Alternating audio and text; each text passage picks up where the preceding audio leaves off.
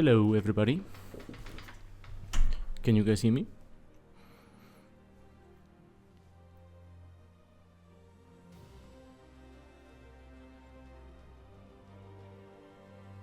Perfect.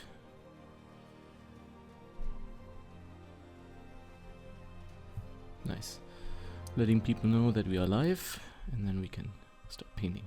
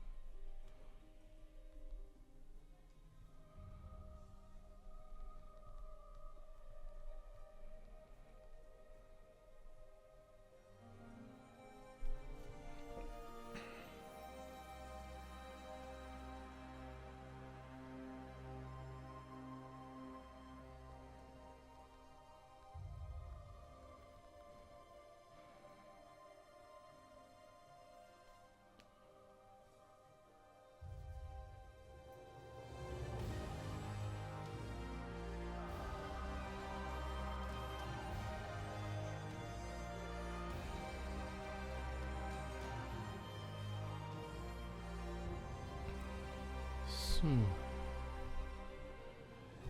the last but not least, the last one took.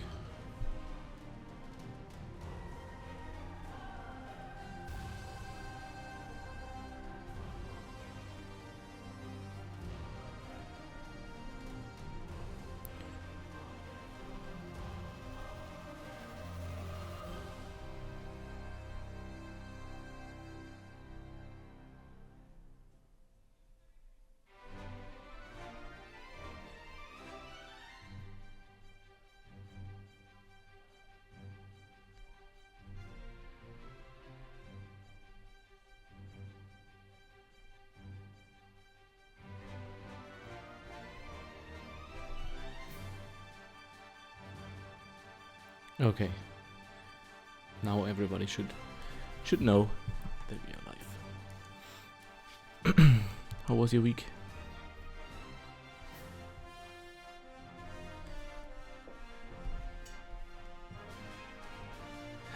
sounds like a chilled evening. Magic cards, art stream. Perfect. Okay. I've decided we go for this one because I wanted this one to be the more action-based 5/5 dragon, and the other one will probably come later at some point. I really like the second design as well, so I don't want to skip that or something. I just finished this one first. So this will be the token for February.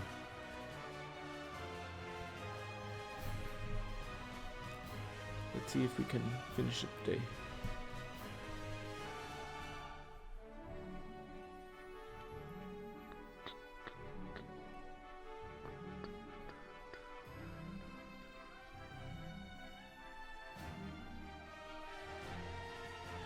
Thank you. My stream preview looks like my away screen. So you guys, just be sure you guys see me and the painting, right?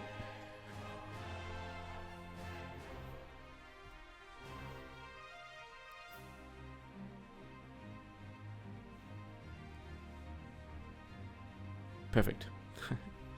All right, and let's go. Okay. This was a tough decision, guys.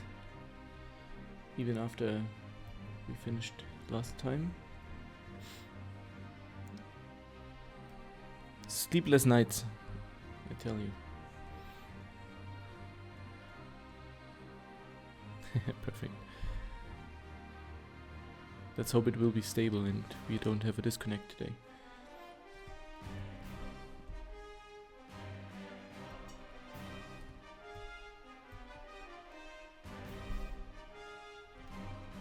quickly doing some layer merging, because at this point I don't need any of those layers be separated, so I select all of them and merge them down to one layer.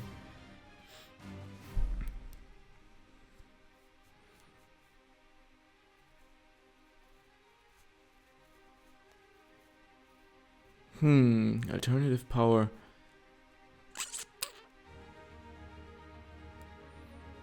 I guess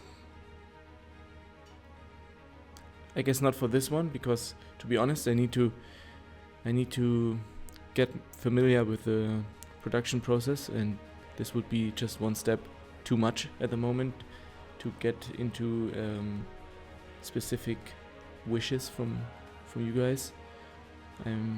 I need to make sure I can deliver this basic amount, but maybe in the future. Worst case is we just need to paint more dragons.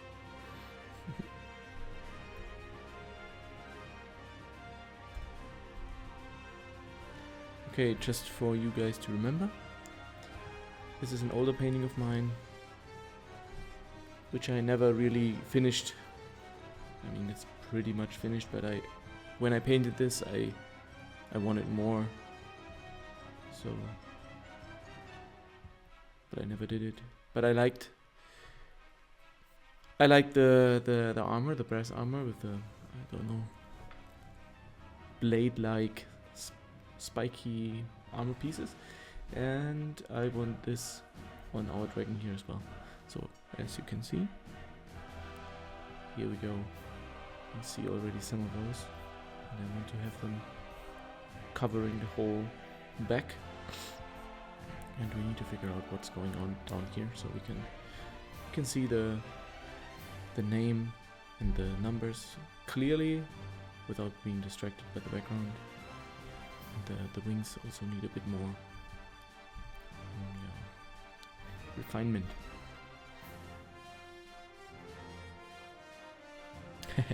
I mean, it's not a worst case. It's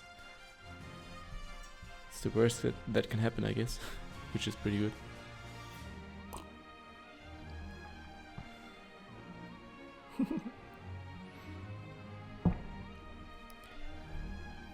So, by the way, you see my setup here. We haven't talked about that yet, but I thought it could be interesting for you guys. It's I figured out, or I tried to figure out which is my perfect setup for painting. And in the past I had the stand which comes with the tablet.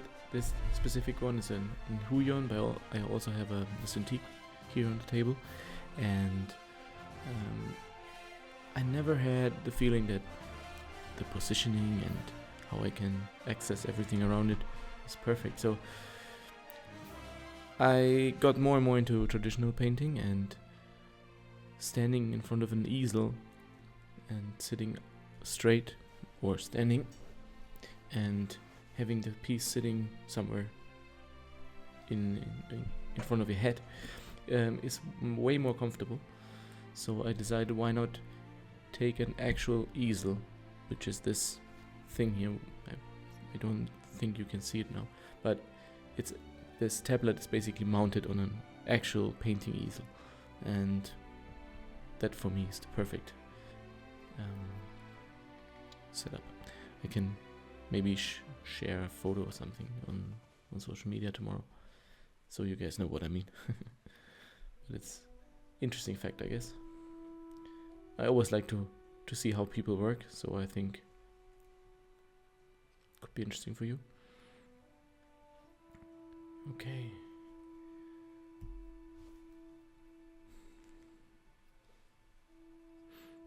Some rocks, definitely, yeah. And I think we also need a bit more clear anatomy of this dragon here down there, just to make sure we see a bit of maybe a leg, or how the tail or the back is merging with that dark area down there. Room tour when? To be honest, I planned to do a room tour of my studio for quite some time now. Yeah.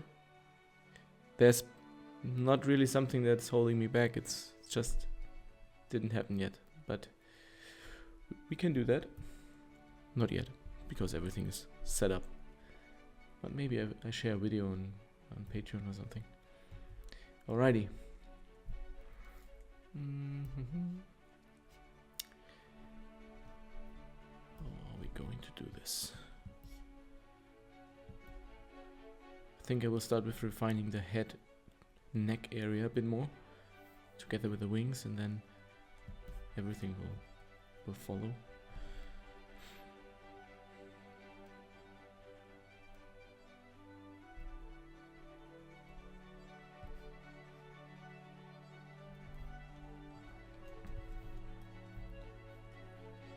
I'm not sure why, but I always need my actual keyboard nearby. I don't use many of those keys. Mostly the Alt key to pick the colors and Apple T for transform or anything, or Command Z for scale, or for I think, what is it? Oh, it's just Z. C for yeah, pushing that button, and drag gives me this opportunity, and I somehow need this. There are a lot of remotes which come with the tablets. I tried those, but I never got used to them.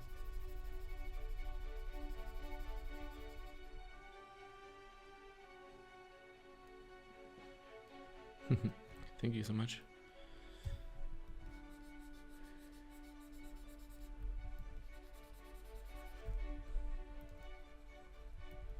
So let's see what we can do with this wing here. I feel like this is a bit too thin.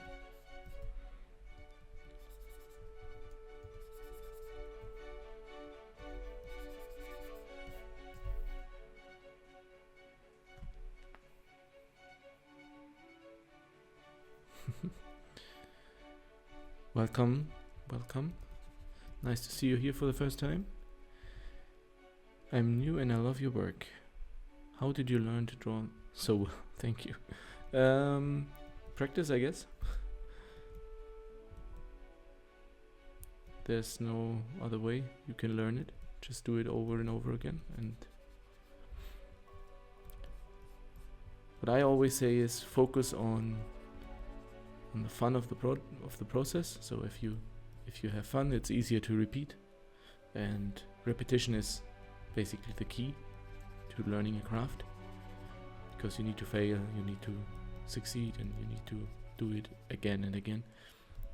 If it's not fun, you're probably not doing it again. So doing a lot of studies and more analytical design work is important, of course, but it might be a bit boring as well, and I would recommend doing a lot of stuff that you really like to do, and do it a lot, and maybe mix in some of those practice elements. Like, I like drawing knights, so drawing knights over and over helped me a lot to get better.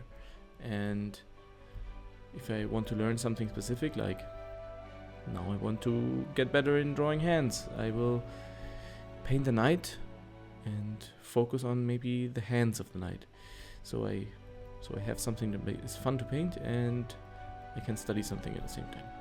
And I have a painting at the end, which is a nice feeling of success.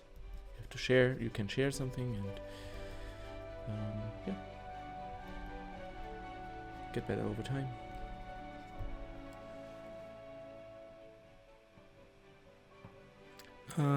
Software you're using is Photoshop. Yes, correct. Sometimes I use Procreate on the iPad. I have that as well, which is also very, very cool. But I always come back to Photoshop. just don't feel same security in another application. It's always like this. I feel like, oh, I don't want to be restricted to the desk and to Photoshop with a tablet and the laptop, and it's fairly easy to get to bring it with you wherever you go. But the iPad, of course, is even more mobile, and so I thought, oh, it would be nice if I would just work on the iPad. Would make everything so easy. So sometimes I try that and feel like, oh, damn, this is really cool. Why haven't I started earlier?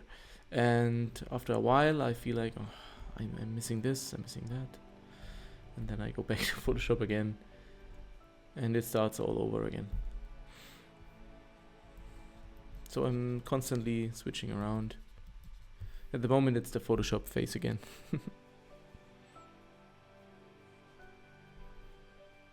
Did you start drawing as a hobby, or did you choose to write that way right after school? I obviously, this was a hobby for me since childhood. Drawing, especially medieval stuff, fantasy stuff, was always like my main hobby besides video games. So this started as a hobby, and I was for a long time not aware of the opportunity or the actual career path that is connected with art. I had no idea about concept art or illustration as a job until I guess until my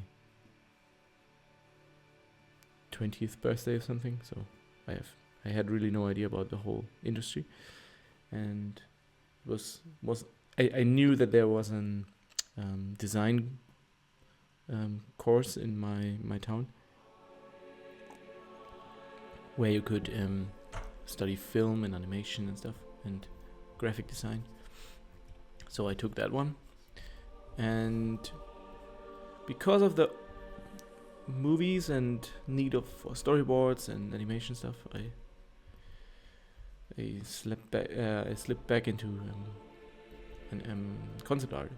So I started doing concept art after university, and over that path I realized I like it more to work on the final artwork and not on just the ideas and design process. So I switched from concept art to illustration. Maybe we can go through my early drawings from my childhood. I have them all here. We can maybe take a look at those at some point. Could be interesting. These are really crappy, but I feel like this is a good opportunity to show that you can, just with a lot of practice, you can get better and better.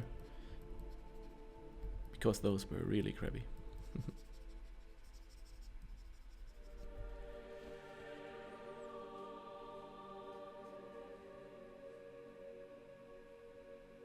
Oh, true. Yeah, the link tree is still of my old account name. Thank you. Yeah, that's a good point. I don't think I can switch it now but I will make a note because this is really important. Thank you.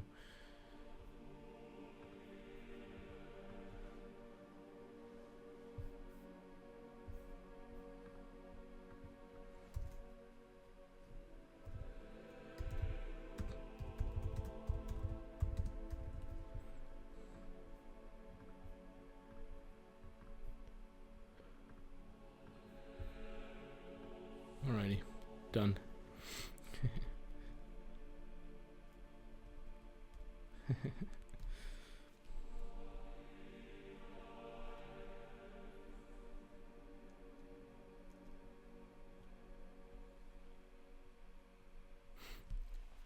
Thank you.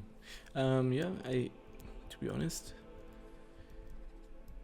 for me, myself, this distinctiveness of my style is not as obvious as it seems to be to others. I feel like my paintings are always different and always try to do something else, but as it seems, I always bring in something that people can recognize. But it's not really on purpose, and also the development of the style is not really on purpose.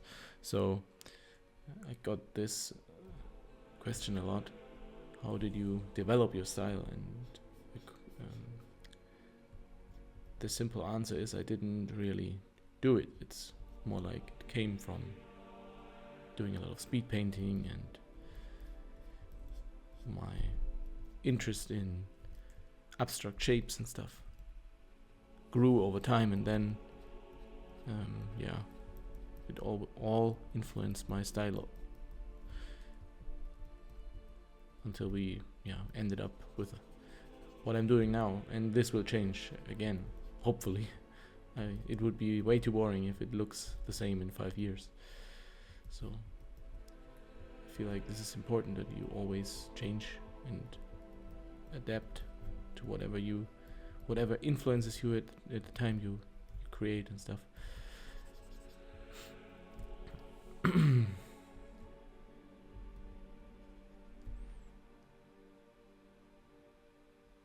Yeah, it's a shame that the last one is serialized. I feel the same a bit, actually. I mean, it's super awesome to get the opportunity to work on such a rare card, but it's a bit of a shame that people cannot really get it that easy anymore and don't finish their collection. This is a bit sad.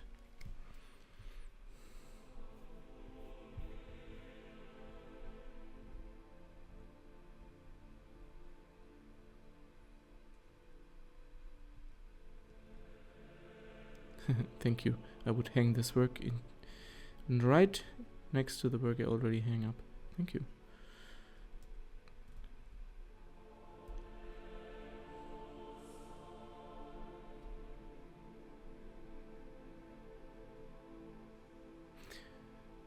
As a professional, I was wondering how you deal when you have a deadline and you don't feel like you're in a good mood for painting. For example, when you paint and sometimes it feels like every milligram of talent left your body. Yeah, I mean, I guess everybody has those moments, and obviously I have them too.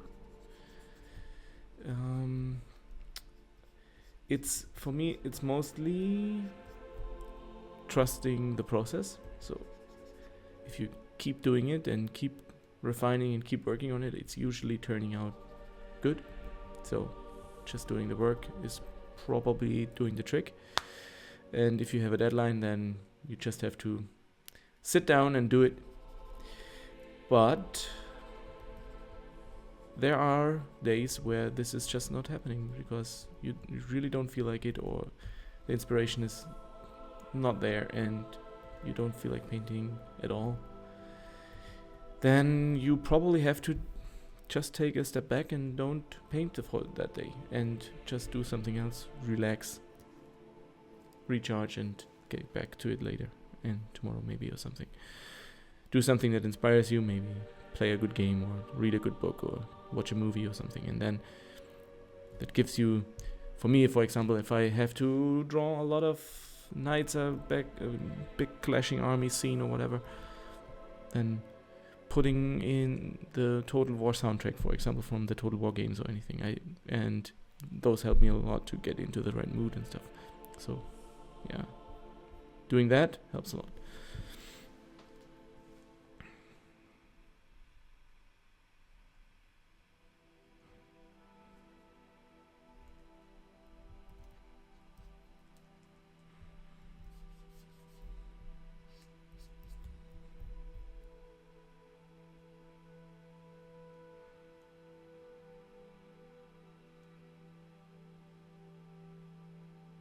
Yeah.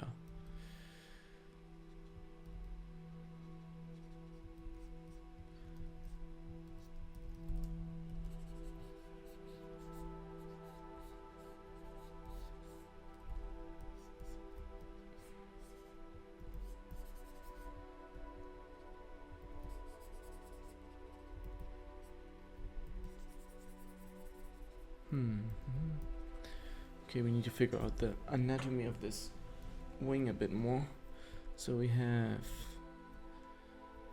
basically here, and we have muscles going like here, and we have the elbow sitting here, and there we have a spike going out like this. And then there's the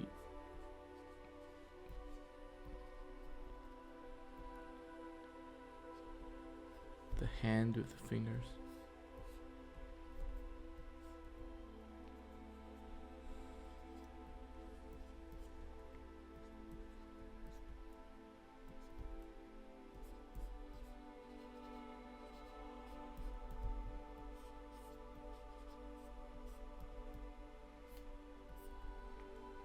Something like this. Then we have the spine going here.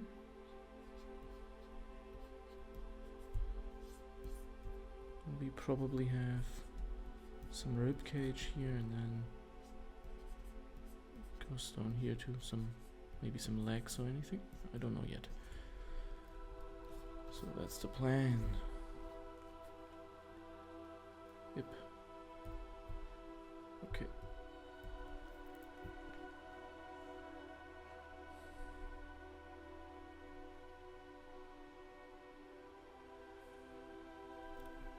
You're welcome.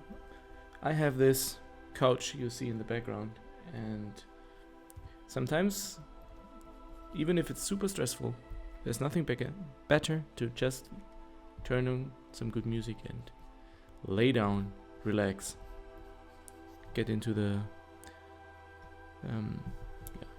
relaxed and chilled inspiration mode. Maybe do a nap.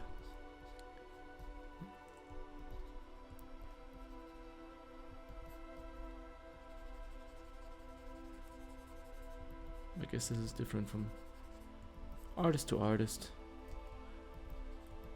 When there's the time for relaxing and when there's the time for pushing through. For example, I have a painting right now sitting on my table for a client, which is super cool, super fun. And I'm struggling a little bit since it's a lot to do there. And I feel like there are a lot of problems. But I know this is just a matter of clear and focused pushing through, because it will look good in the end if I just follow the recipe.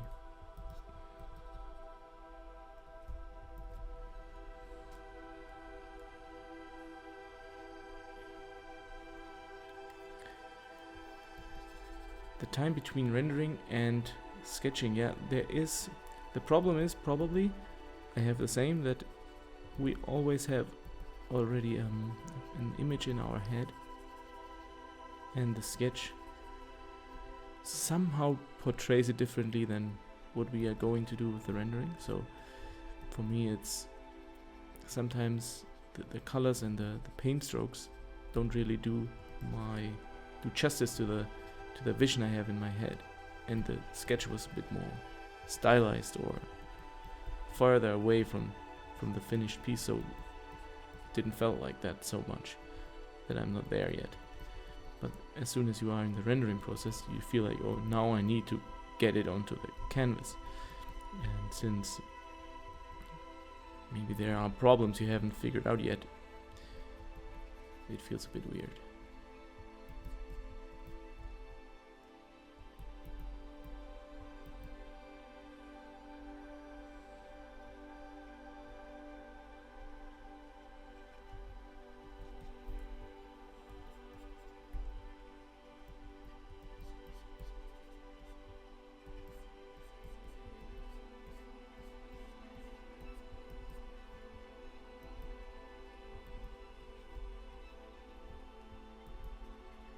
Dragon wings are always hard,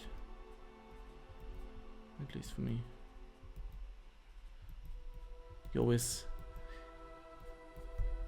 I always don't really understand them, so I needed to do this quick over paint of the structure here. Let's keep it on top.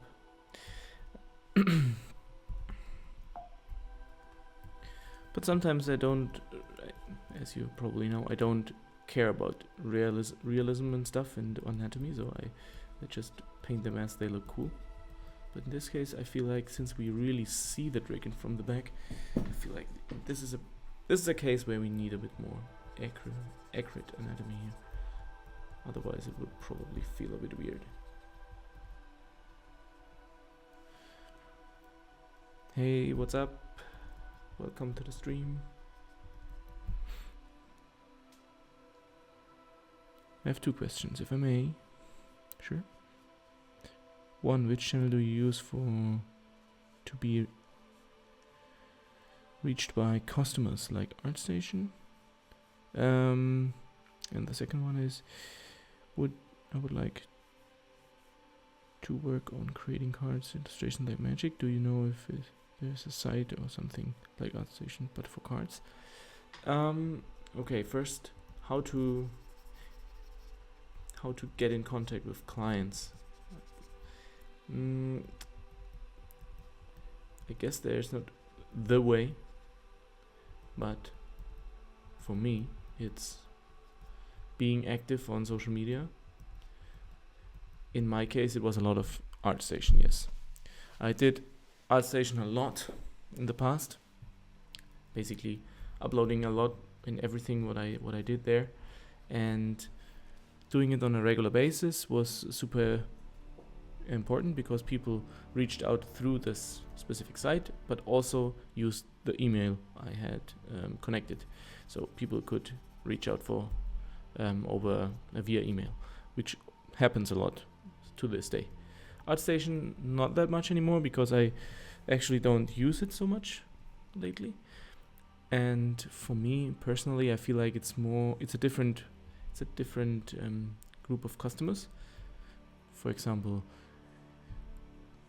I got a lot of inquiries for movie work, like doing concept art for movies, or like color scripts or storyboarding, or for games like video games, so concept art, production stuff.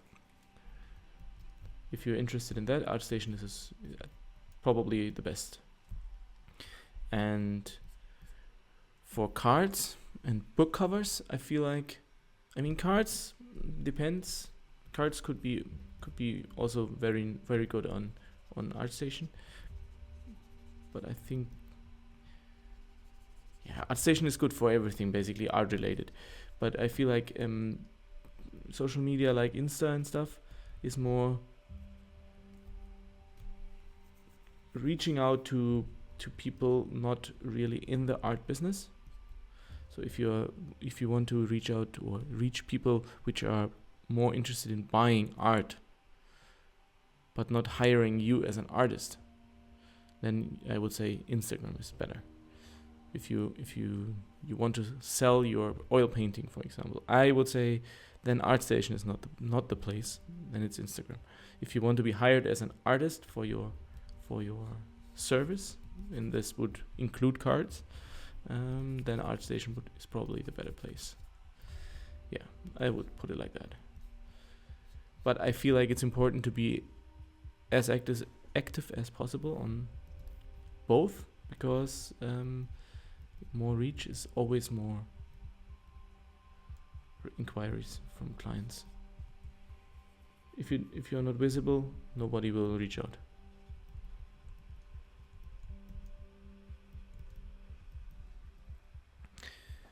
And the second one, is the site for just cards?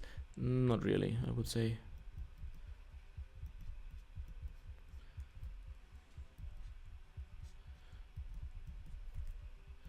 But if you want to do arts for Magic the Gathering or for other games, I would just try to get in contact with the art directors or the people doing the game and just talk to them. There are several occasions where you can meet them. For example, Magicons.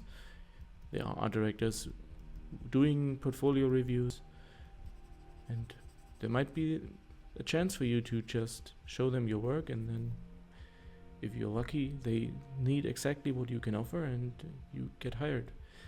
Or there are other occasions, like we have here in Germany, we have the Spiel, it's called Spiel, which is a very, very big card and board game convention.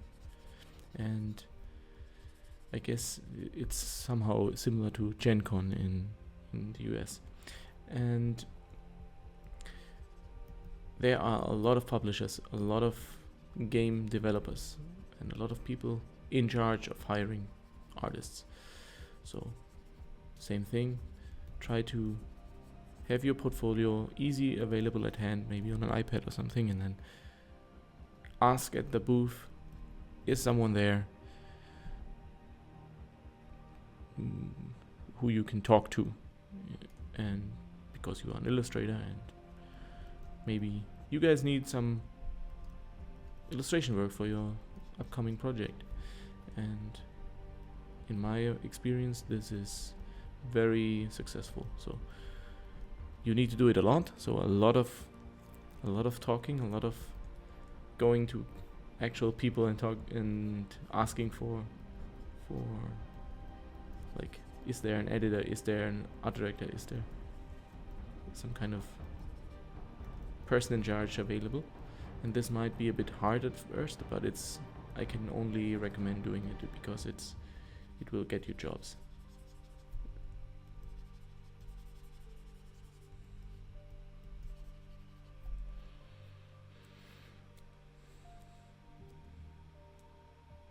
How do you feel like about getting your artwork tattooed on? So you're asking, is it, how do I feel about seeing my art being tattooed? If that's the case, I mean, I feel like this is really cool because people are getting it permanently put under their skin to be there forever, or basically forever, which is really cool. But a lot of people ask me about, can you design some tattoo for me? And I'm not sure why, to be honest. I get this question a lot, but I always don't have a clear answer. I don't like that too much, to design tattoos. I cannot really explain why that is the case, but I somehow don't like it. It's not that I don't like tattoos. I feel tattoos are really cool. I'm actually thinking for a long time now what I would like to get, but designing them myself is somehow not really my thing. And of course, if it's client work like magic cards, I don't have something to say in that matter. And you basically have to ask the client if it's okay to use the artwork.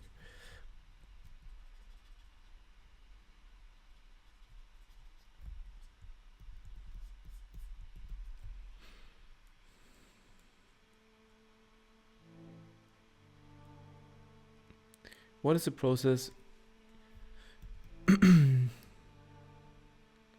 What is the process that goes in drawing art for cards? Do you know what the card does beforehand, or do they give you some ideas of what they want? That is very different from client to client. Let's take Magic for example. They give us a lot of background information. So for example, if we are on Innistrad, then they have a world guide for Innistrad, and every artist gets that world guide with a lot of information about how is that world set up, what is important, which shape language, which mood, if there are specific language, for example, written language, like in Kamigawa, with a lot of Asian looking but not really Asian glyphs, then those information are all in there. And you can pick stuff from there, and everyone is on the same page when it gets to design the cards. In terms of what's on the card, then is more like they give you a sentence or two of what they have in mind for the card. You know that you know which card it is, like if it's a creature, if it's a spell, or is it enchantment or instant or whatever. And you know the colors of the card, so you can, and you know the frame, if it's a normal frame or it's a special frame. And with those information you have a pretty good image in your, or from what they have in mind. But you don't know what the card does. At least for the cards which are new. Some reprints, of course, if you, for example, Mana Crypt. When they gave me the Mana Crypt, I knew it is Mana Crypt, because Mana Crypt, of course, is a well-known card, and or negate. If I see such cards in my art assignment, I know, okay, this is a reprint, and then I can check. If I'm not really familiar with the text, I can check. But for new cards which are not reprints, I don't have that information. So after getting the briefing, I paint, draw, create some sketches. Depends on my ideas, sometimes more, sometimes a bit less. And I send them over, and yeah, I get feedback. And as soon as the feedback is, or the sketch is approved, I go into painting and send over. Sometimes right away I send over the finished piece and do some minor adjustments. And for more complex work, I send VIPs in between, so people can check and let me know what I need to change. And then it's done.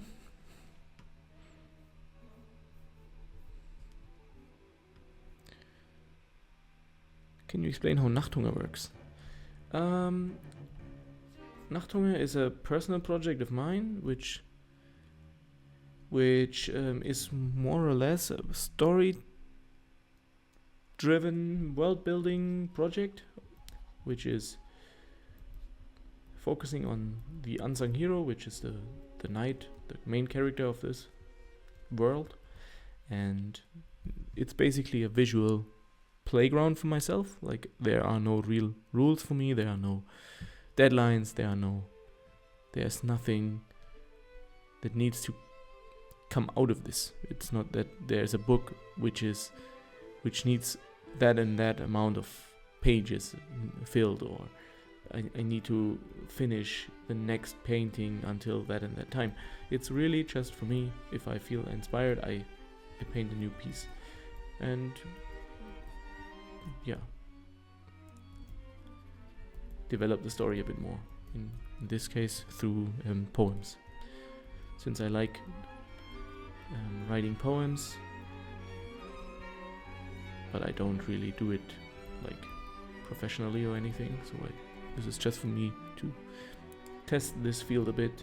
And yeah, I had the plan to involve people a bit more into Nachthunger, like let them vote on new story bits, which is basically still the case.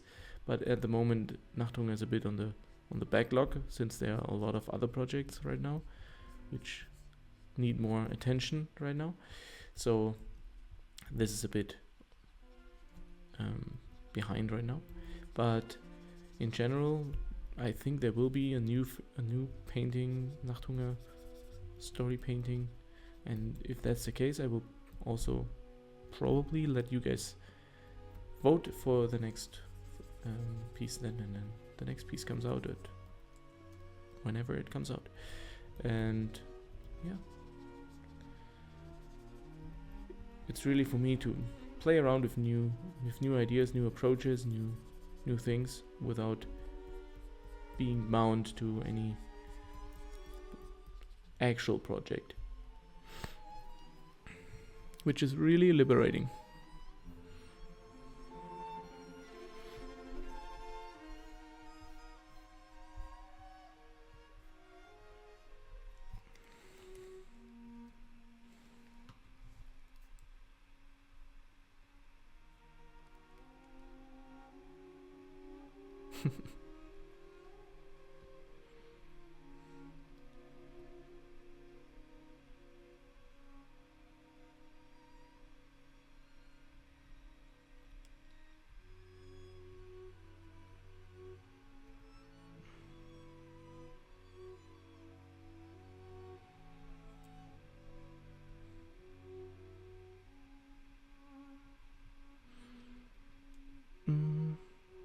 The Spiel convention is in October, and it's in Essen.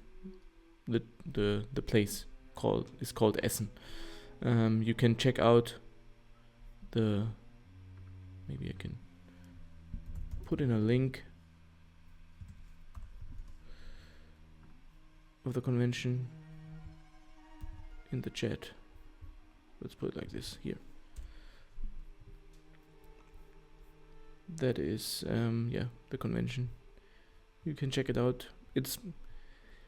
Last year it was the first time that it was sold out, but in the past years it was more common to just show up in one of those 4 days. Doesn't really matter. And yeah, you can come for 1 day or 2. There are a lot of families and people just interested in trying out new games and stuff. So it's not a industry only convention. It's also for just players. What are the chances of a vampire token coming up? Those chances are very high. This vampire, I think, is one of the ones I have in mind for the next ones, actually. I haven't decided which one the next one will be, but I think we will have the decision made next week. So you guys know beforehand this time what the token for the next month will be, and you can adjust your tier in Patreon accordingly. But vampire is a strong contender. Oh, someone already posted the Spiel website. Okay, thank you. Thanks, man. I'm a bit behind of the chat. Oh, at the end of October? Yeah, exactly. So I will be at Spiel for sure. I'm not sure if I'm there with an artist booth, but I will definitely be there for our own company, game development company, Tentacular Games, and we will have our newest game playable for you guys if everything works out well. And I will probably also have a small table to sign some cards and everything. But in the last 2 years I had a big booth with a lot of merch and stuff, and I'm not sure if I will do that this year as well, but I will be there and you guys can come and talk. I have to try. My mentor has told me also to join Los Angeles Lightbox Expo, but I think it's pretty expensive from here. Yeah, I mean, if you are from Europe, then going to LA just for this convention might be a bit I mean, I wouldn't say it's not worth it, but it's an investment.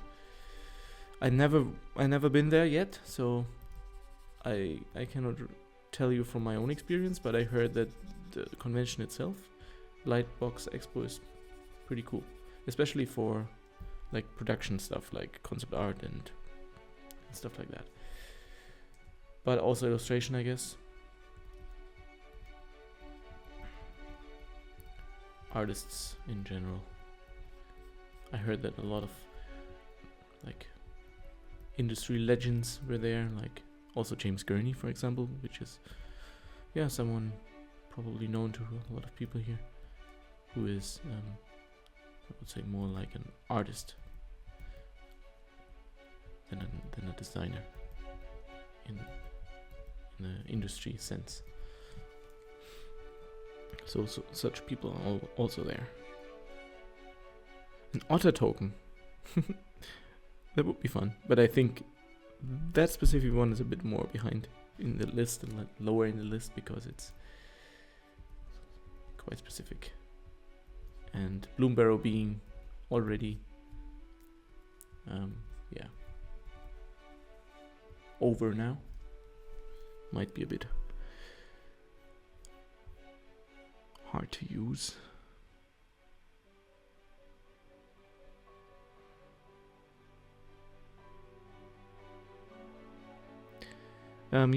Orc army token for the next bonus in March. Yeah. Consider it done.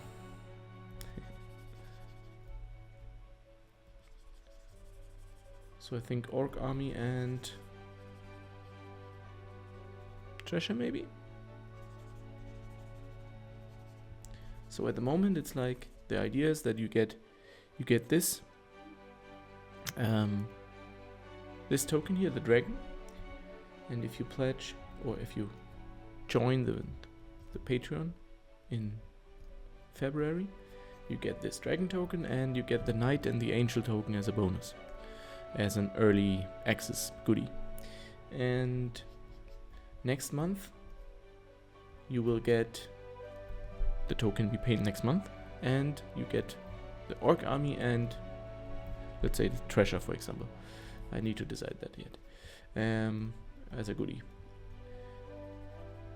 And in the month after that, in April, you will get, what do we have left? The soldier token and zombie token. Yeah, soldier and zombie.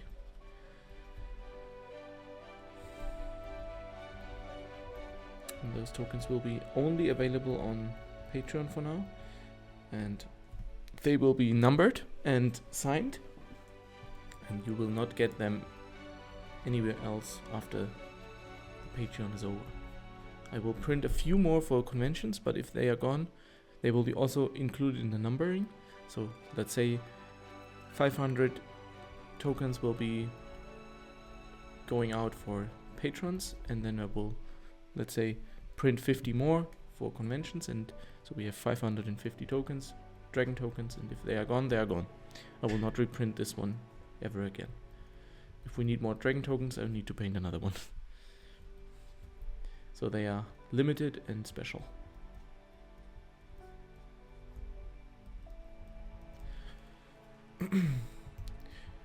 We can do a small back and forth comparison with the wings.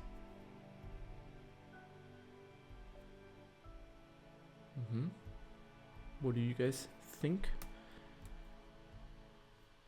I feel like those are a bit more believable now. I liked the strong black wings, the contrast between against the red circle in the back, so I think I will bring back the darkness in the wings a bit more. But now that I know that they work like this, I can adjust them.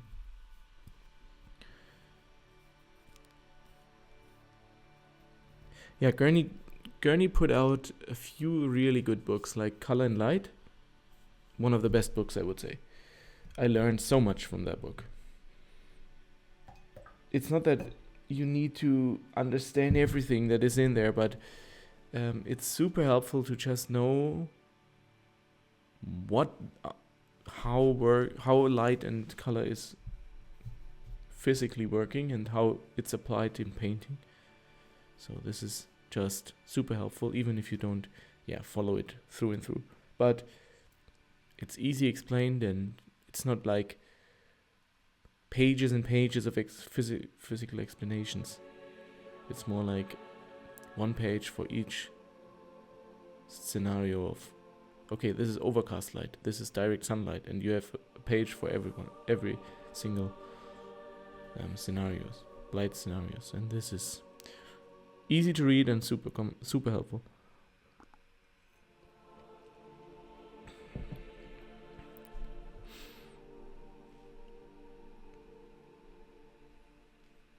If a Dominic Meyer wouldn't do art, what would he be doing instead? Coaching, sport, anything else?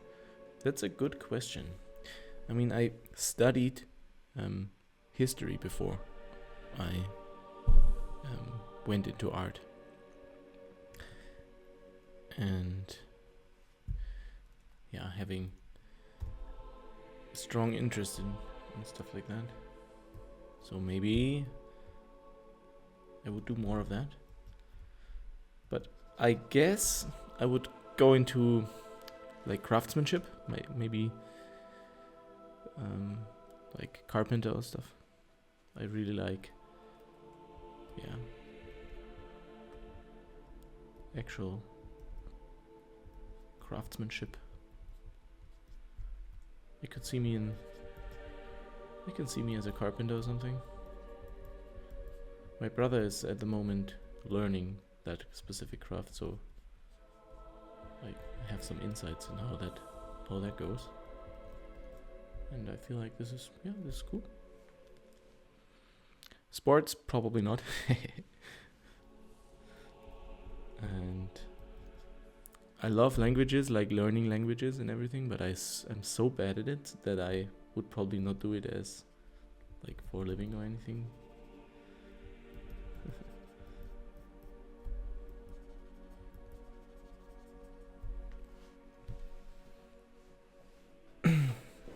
Hey Flo, are you here to be a moderator again? Chat moderator? Moderation is needed.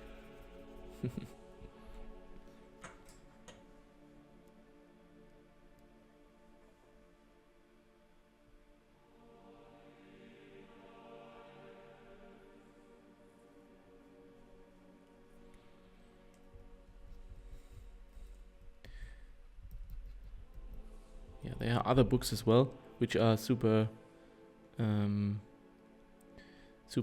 helpful. Like what I have here is, for example, Scott Robertson or something, how to draw, how to render. These books are probably good, but for me they were a little bit too overwhelming. There's so much stuff in there, and you really had to go through them, like learning a lot, doing the exercises, and I didn't have the patience to do it. Therefore, color and light was better for me in specifically, because I felt like this was a bit faster to grasp. Oh, there's another one, framed ink. Framed ink is also super cool, because this is about composition and stuff, and it's from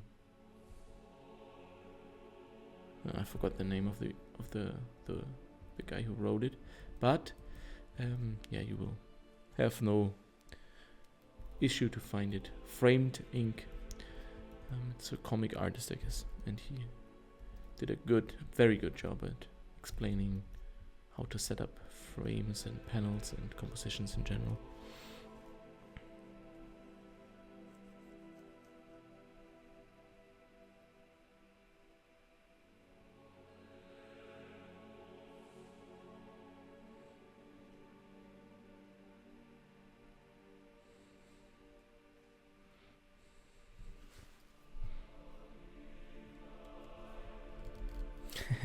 Yeah, carpenter with specialization on like super intricate carving and stuff. Yeah, that would be something.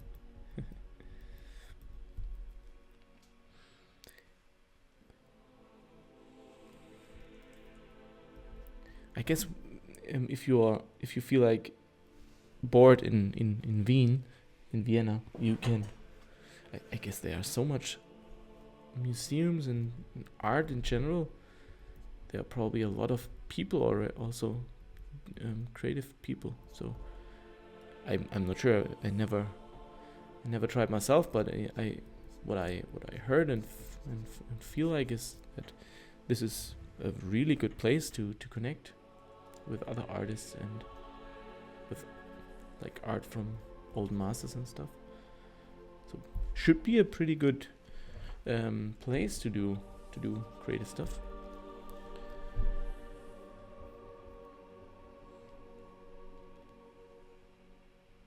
What was your favorite Lord of the Rings card to work on?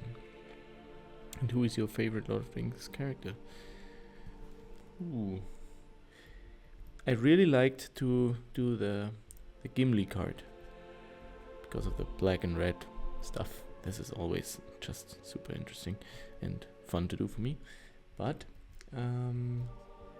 Gimli is not my favorite character. But I would say it was the favorite card. Favorite character.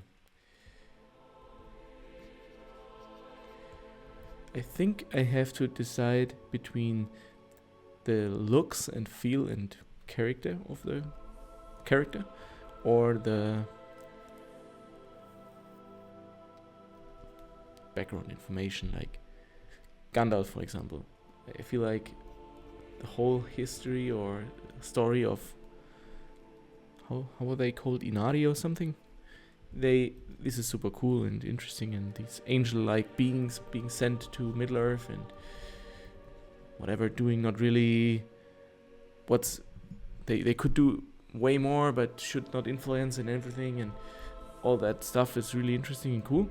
So in that case, these wizards are really interesting and cool characters, but from the looks and feel, I feel like they are more interesting ones, like in the movie. And I always have a fable for the bad guys, so Sauron is pretty cool.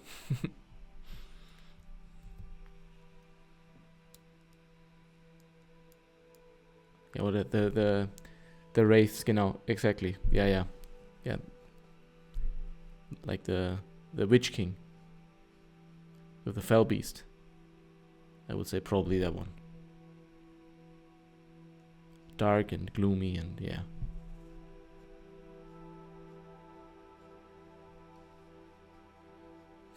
I'm glad you like the Gimli card. Yeah. I mean, Sam is a lovable person. Like, it's really cool to and super like important character for the story and everything. But I wouldn't say that's my favorite one. No.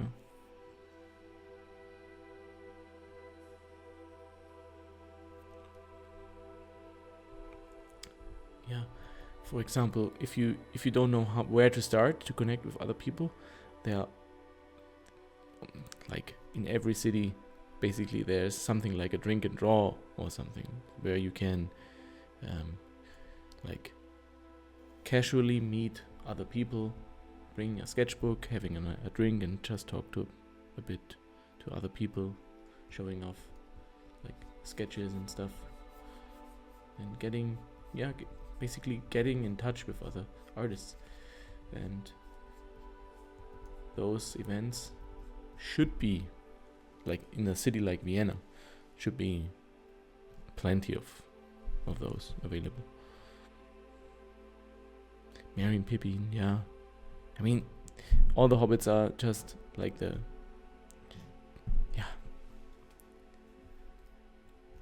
basically the friends of the viewer. You're living the whole thing through their eyes. That makes them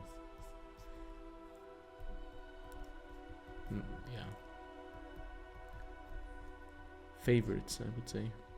Even if I didn't really like the hobbits, to be honest. When I watched the movies, they kind of annoyed me, but I don't know.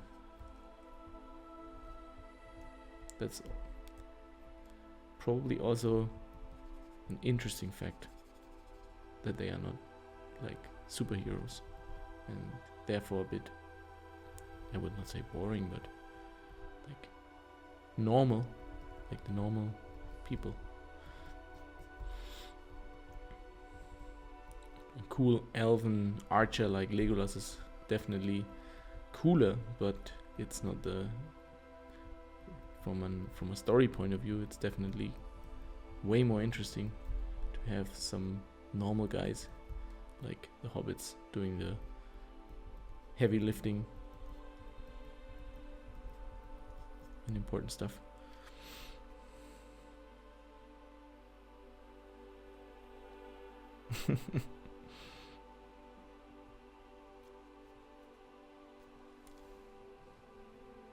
Yeah, and they have a nice progression, like a story and character development. Yeah, same. Feel the same. Yeah.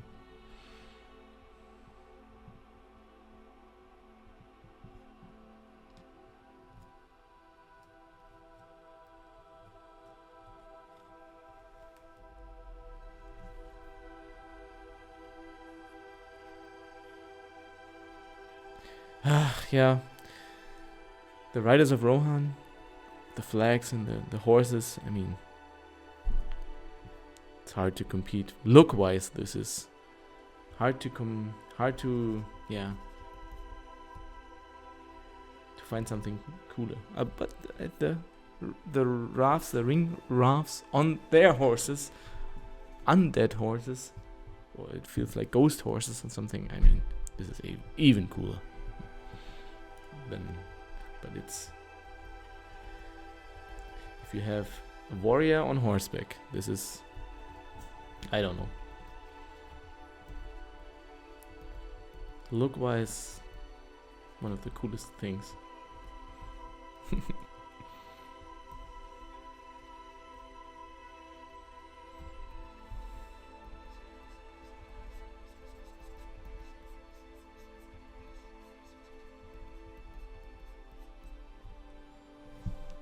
Florian, are you skiing at the moment? At this very moment? At night? Watching the stream? Skiing through the darkness?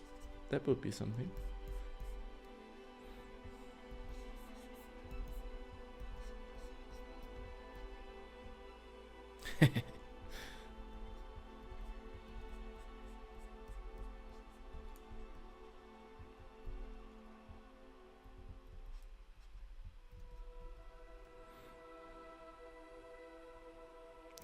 Yeah, my Lord of the Rings once of the year watch is closing in.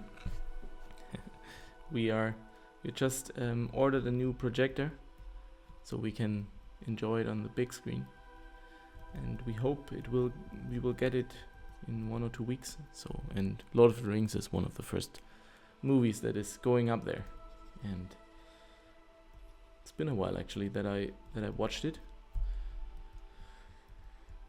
So once a year didn't work out for me the last years, but it's definitely time for a new rewatch.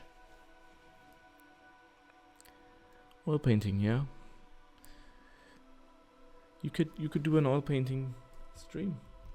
I would watch it.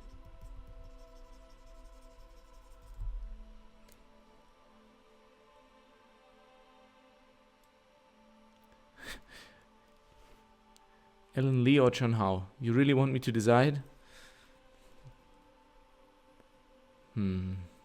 That's impossible.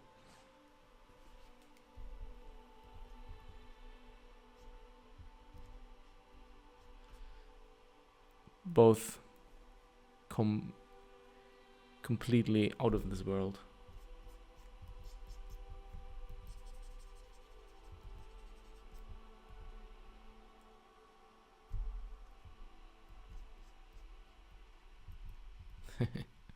I passed the test.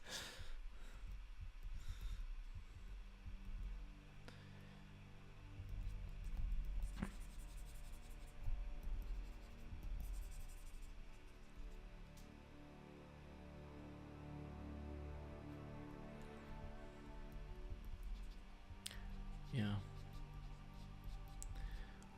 all that whimsical weirdness and fairies and stuff from Lee is just so cool, and all the intricate pen drawings, like graphic drawings from How is yeah, unmatched, I would say. So this is really hard to compare.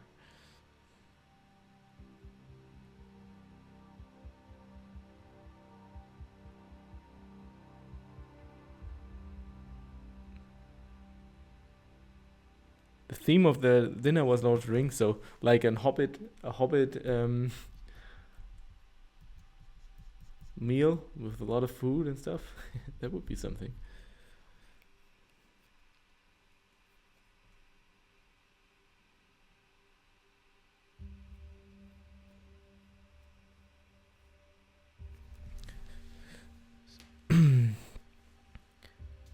So what's the process of getting cards signed? When I bring 50 cards and book you for an hour? No. You can bring 50 cards, that's not a problem. It's on a convention, there's usually an artist alley, so people can... each artist has like a few tables for presenting their merch, and usually artists are signing cards, so you can get there and in my case, bring as many cards as you like, and 50 cards would be a stack, which is probably a bit too much to do it right away, so I would probably keep them at the booth and put them there and doing those 50 cards side by side when there's a bit of downtime. And if it's like signing all day with no downtime, I will probably take them home to the hotel, sign them after the show, and bring them to you on the next day. And the prices for signatures are $5 for a normal signature and $10 for a shadow signature. And shadow signature is basically a two-colored signature. Like you have a normal signature is like say black, and the shadow one is gold with a black shadow, for example, which is basically another line of signature. I thought I might have one here, but I don't have an example right now. But yeah, that's the usual approach. You come and you get them right away if it's just 10 cards, for example, but everything above 10 or 20 it's a bit hard to do right away. But there are quite a lot of people putting down a big stack of cards. And yeah, I like to do them. I really like to do the signing. I don't feel this is somehow exhausting or anything. I could sign all day, and so you can bring as many as you want.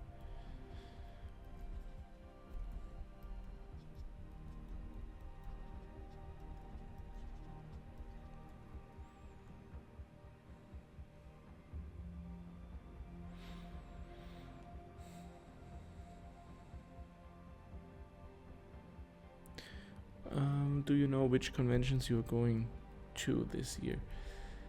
I am talking to a few people right now, so I should have a few more information about that in a few days, I guess, 2 weeks or something.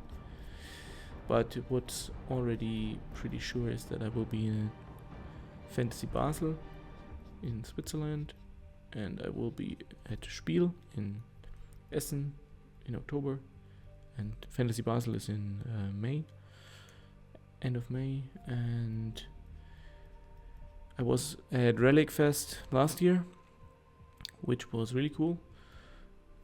I haven't talked about going there again with the people setting it up, but that might be an option. It's in November.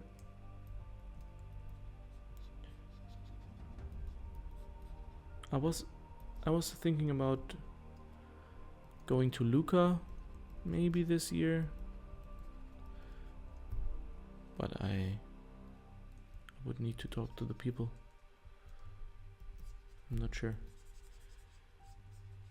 if it's still possible or if they already planned out the whole thing, but that might be an option. Yeah.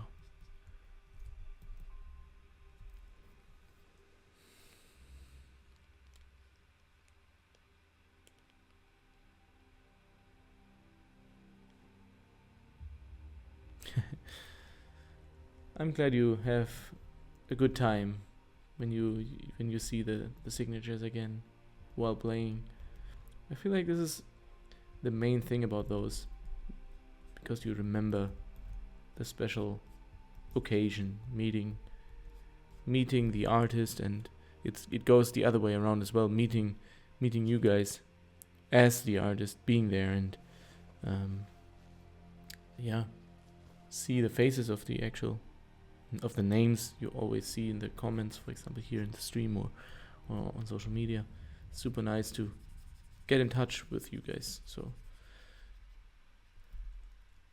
hearing that you guys have a good time having the cards and seeing them and remember the whole thing is really cool. I see another Italy trip in order. Yeah. Maybe we will go to Bologna in May, but it's not set yet. Need to figure out if it's possible.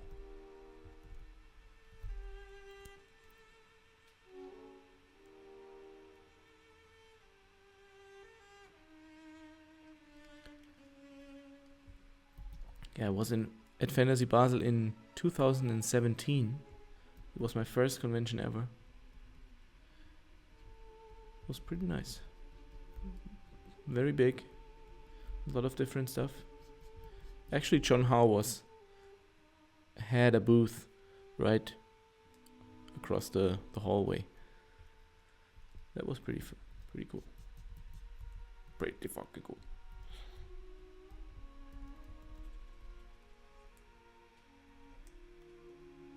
Search for the 7 secrets of Bologna. Okay.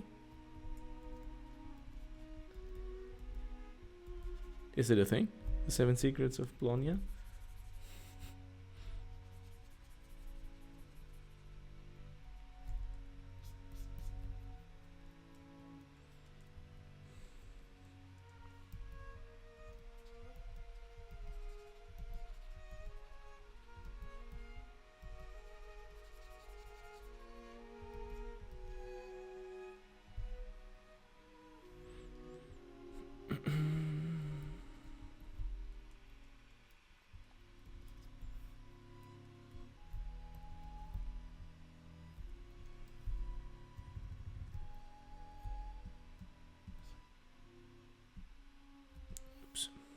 Okay.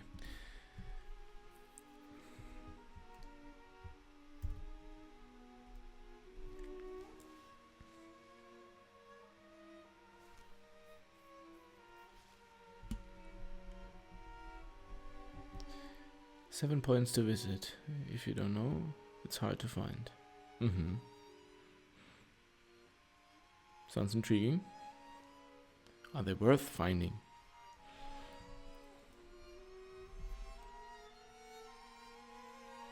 So is it worth the work of searching for them?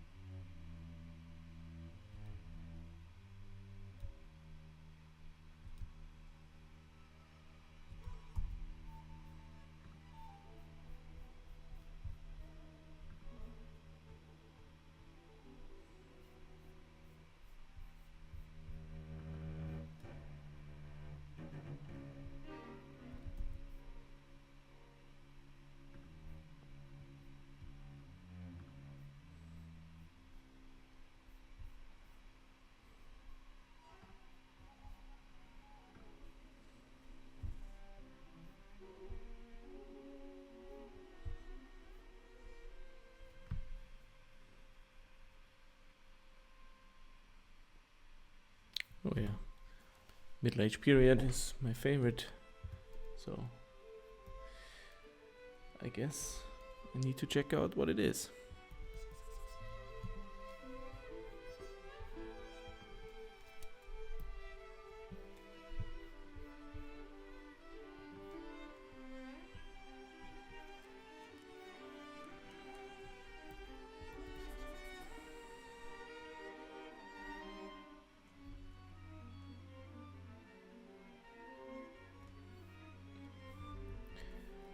Okay, I feel like we need to figure out what's going on down here now.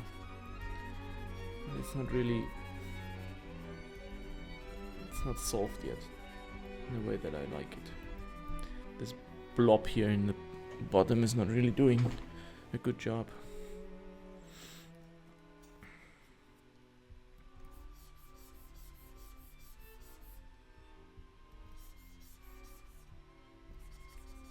I need another shape. Different shape.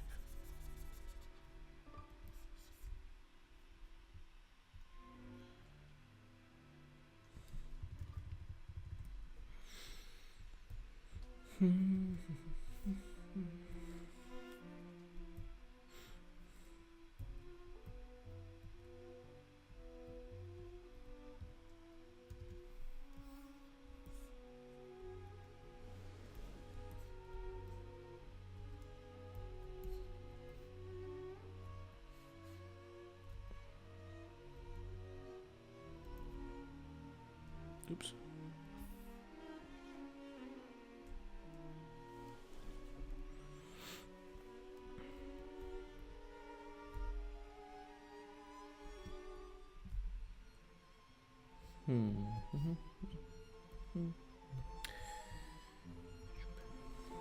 Let's see.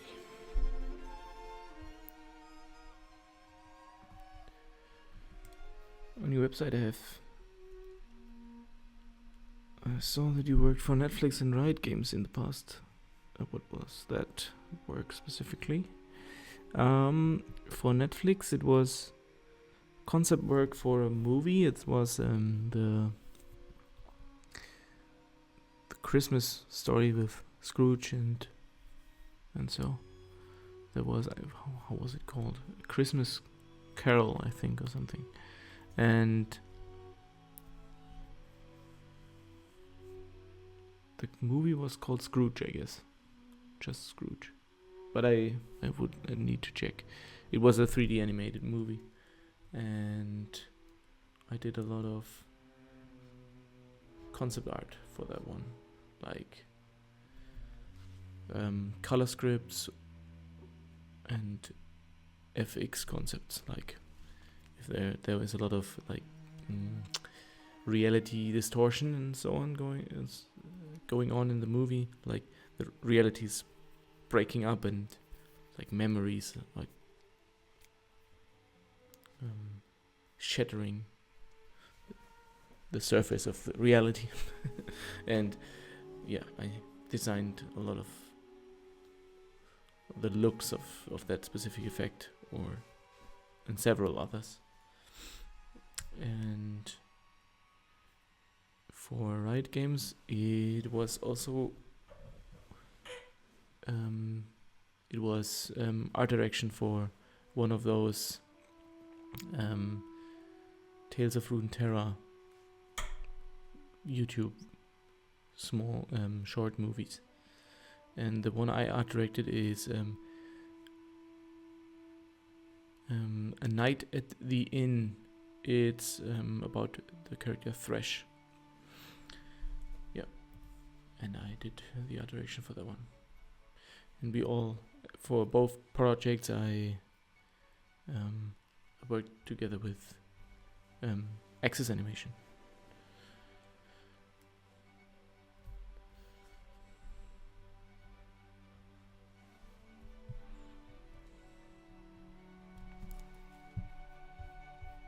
So I worked with Axis for Riot and Netflix and many others.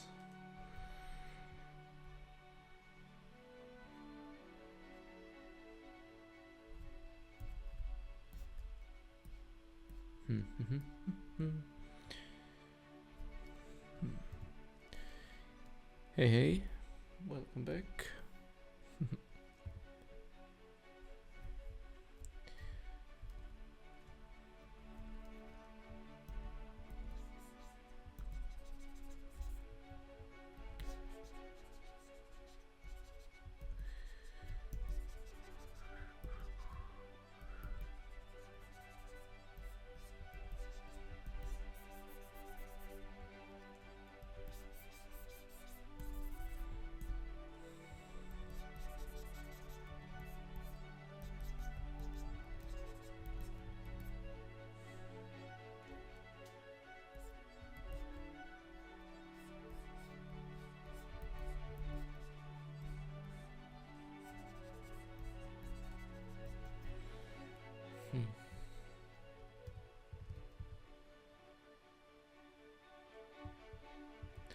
Yeah, it could be like going like this, right? Somehow the tail is connected here, and then it goes like what comes out of the frame, something like that. But we need a bit more like space, dark space to let the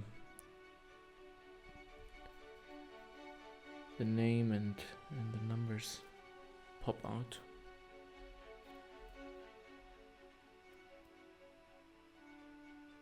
Oh yeah, please do. It's always nice to just say hi, even if you don't have any cards or anything with you. Just say hello is also super cool.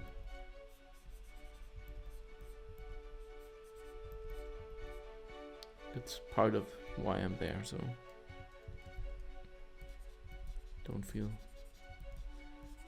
bad about not buying anything. I think it was also, that's not a problem.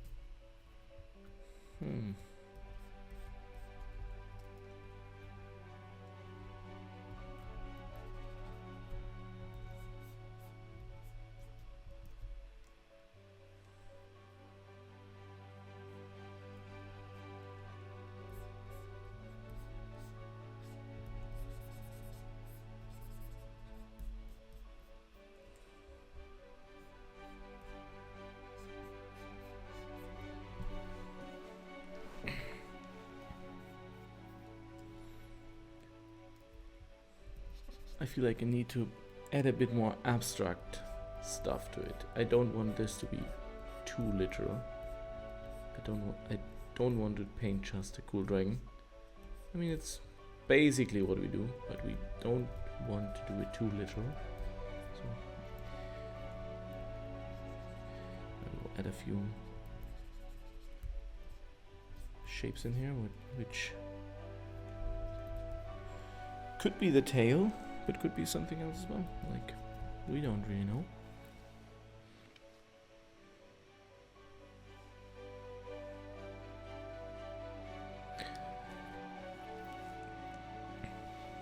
Hey, it's interesting to see how you use the color picker often for blending, but how do you get your mix of colors early in your painting? I sometimes do color jitter. I sometimes put in photos or paintings and paint over. I sometimes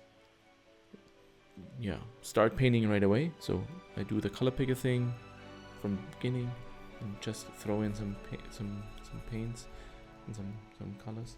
What I like, I can show you real quick, is I put, if I want to put in some purples, for example, here in the dragon. You can put in just this, and then double click on the layer, and then you have the two sliders.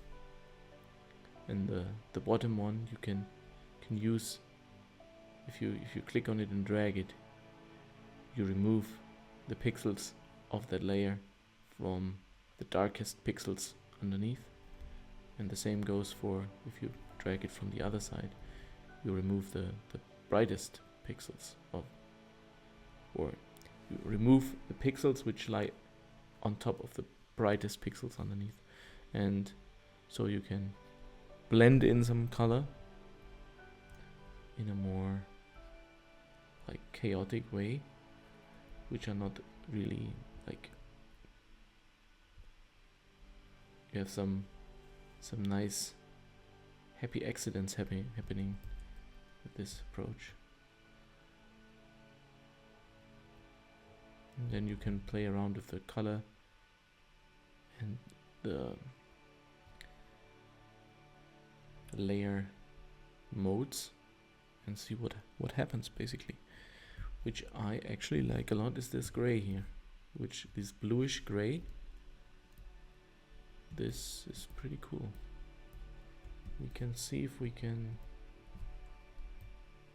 use that.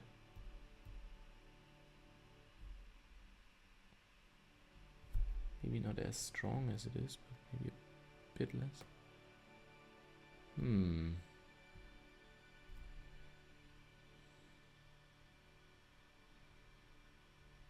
Yeah, you can't see the sliders, I know, but if you double click on the layer, you will have the layer settings window, and then you immediately see the two sliders. Just play around with them. It's super easy.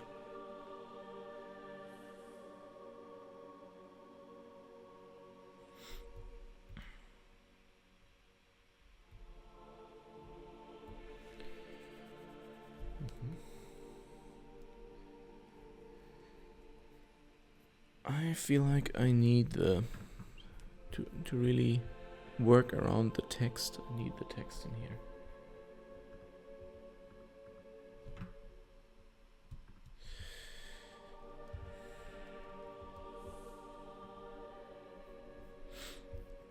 So let's quickly grab it.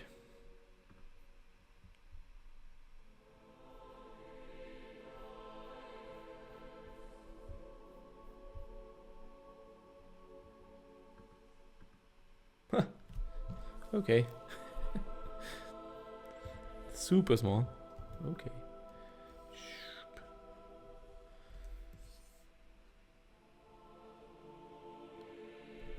Guess it's something like that.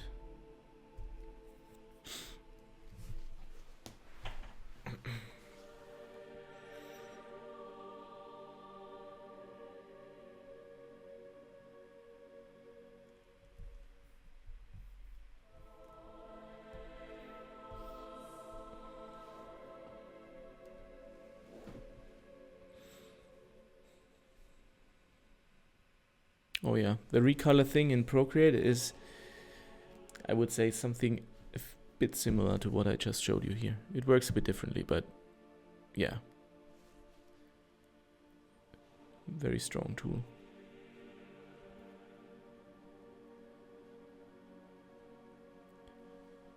Flo, you need to put out a tutorial for the recolor workflow. I think it would be eye-opening for a lot of people, including me, because I already forgot again how to access it. Not really, actually.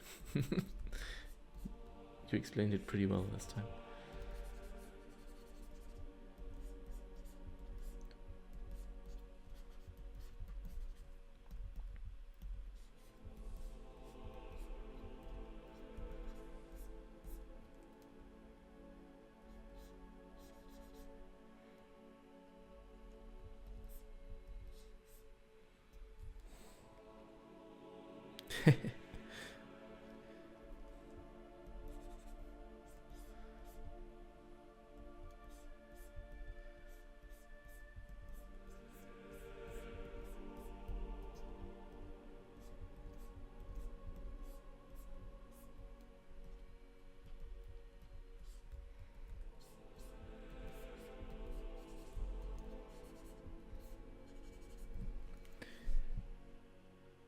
Do you have your own art hanging in your apartment? Or are you trying to split work and private stuff? I don't have any hanging on my walls at the moment, but it's not that I don't want to put them there. It's more like I don't want to hang prints. I'm more interested in hanging originals, and my own originals are mostly sold, so they hang on walls of other people, which is great. So I tend to collect art from other people and hang those on my walls.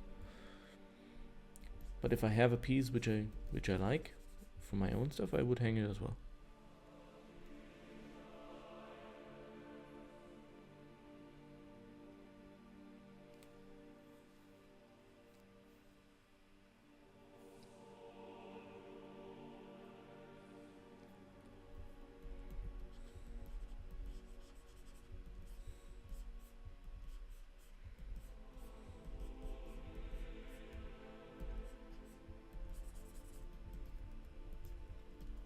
You should. Yeah, follow that guy. He's doing amazing art as well. Florian Herold. Good friend of mine. But you should start streaming more regularly as well. You have a great style and cool approach. I think people would like it.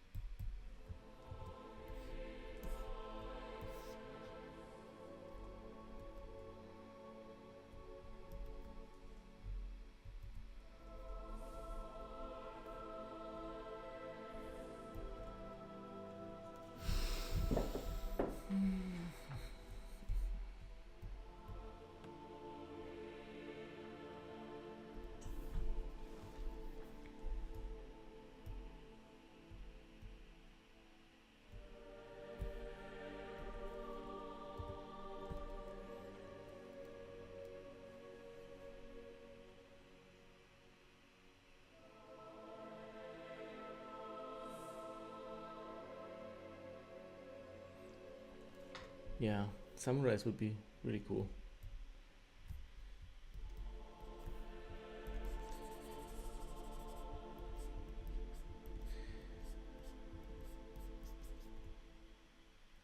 I mean, I actually painted one samurai. It's very small, but if you take a look on Repel the Vile, it's from Kamigawa. And if you check out the small figure jumping down on the big skeleton creature, it's a small fox samurai. So it's basically a samurai.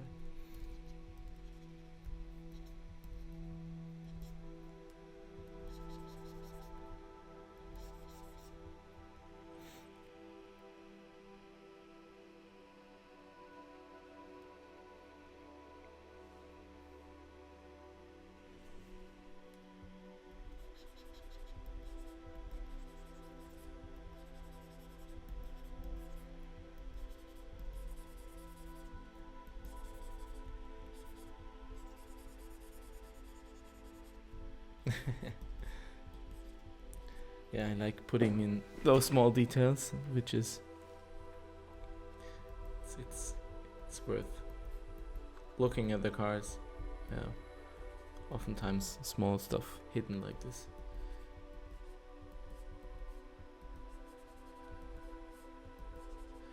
It's that small samurai that is banishing that evil creature into, yeah, I don't know,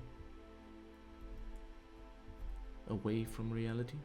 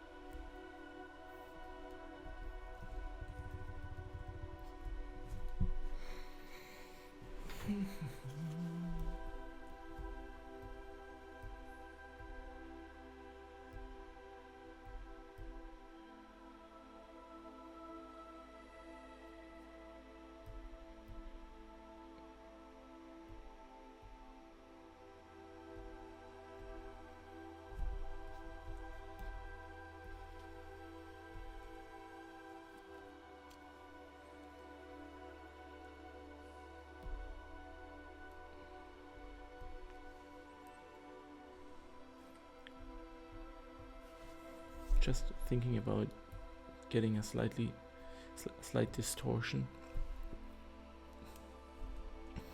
into the wings based on the circle, like if they would cut at this of the edge of the circle and somehow shift it over. Not sure.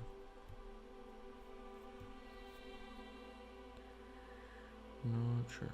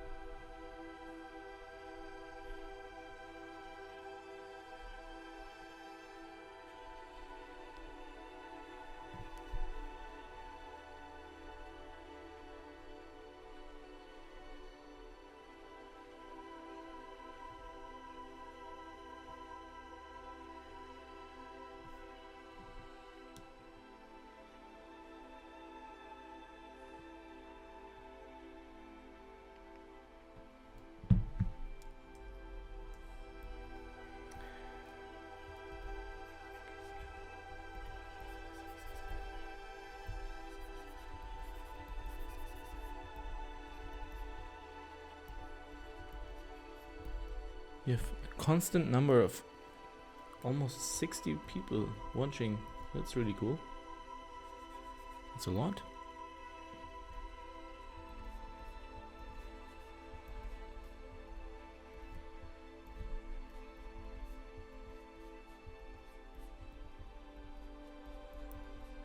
I always wonder how much attention you can create with an art stream.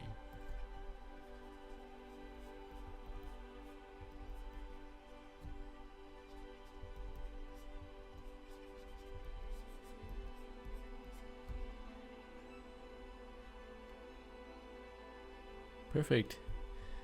Welcome to the stream.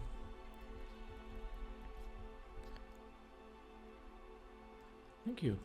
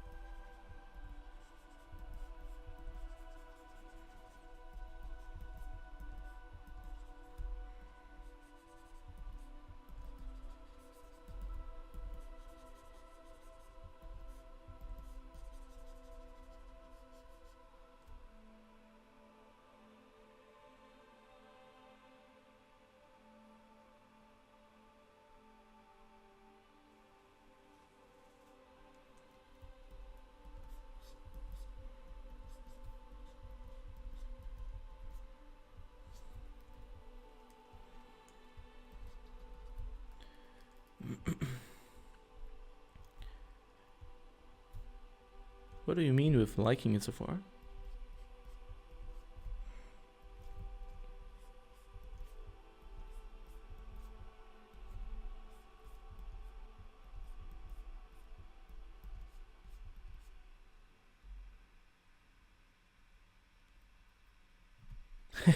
Painting without the red. That would be a impossible challenge. I mean, maybe we can do some challenges, some community challenge. You can put me. You can set me a restriction. For example, don't use red, and then I have to come up with something following those. The next one will not be red, I guess. Let's see if we do a vampire token. There has to be blood, and blood needs to be red. Yeah, let's see. I think the next token will be something not red. Oh, really? Okay, let's do it like this. Every token will be red. Oh, we will see. I will do whatever I like. And it's hard to resist to do red.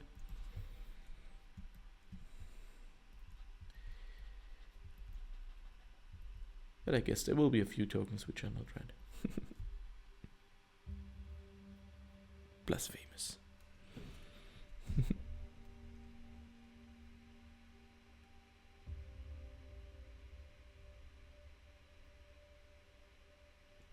Yeah. I feel like this is going very well. We had last time we had the trouble deciding which design we want to go for, and after consideration time and a few discussions online, we decided to go with this one, and the other one is not lost. We will probably paint that on a different occasion. And yeah, it's fun. It's very relaxing painting it here on stream and talking to you at side by side, which is, it's really relaxing. And I feel like this, the abstract solution here on the bottom is something I also like more and more. I like the more powerful design here compared to the other one, and I felt like this is the better starting dragon.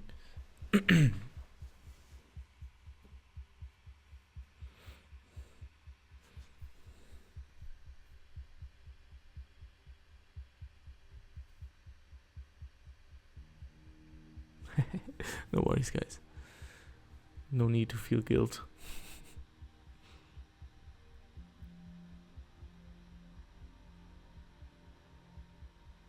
Yeah, I know.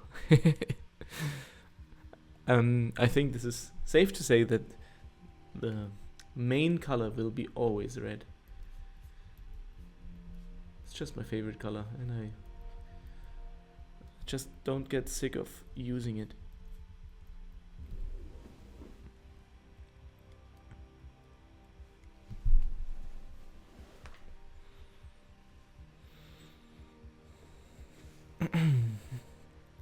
Did you play the Monster Hunter games? Do you like the license or maybe some art one day? To be honest, I didn't play those. I don't really know much about those games. What is the genre of those games?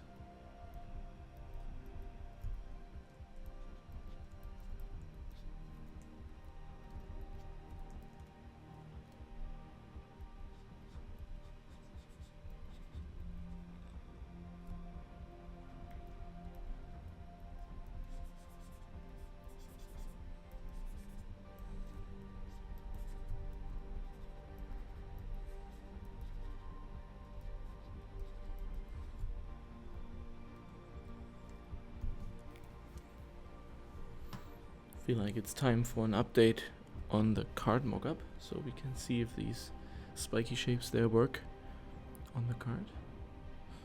I will quickly replace it.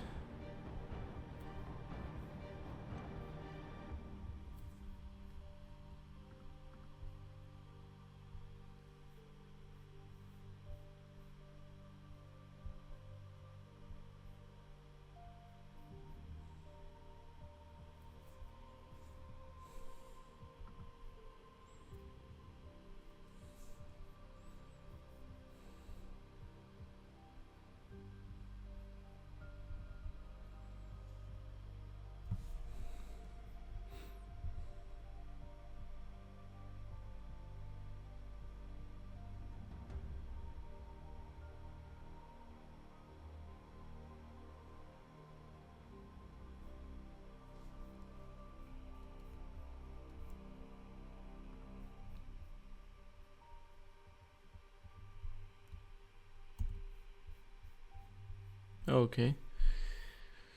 Classical roleplay with epic fights, monsters, and dragons. Yeah, that sounds really cool. Maybe I need to check it out.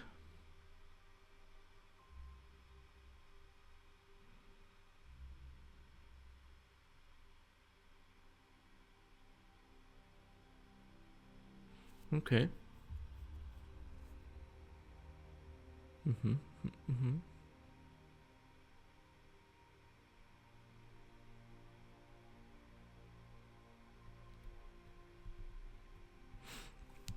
Yeah, I thought about adding a border, maybe based on the circle. We can play with that in a minute. I think that's a good idea.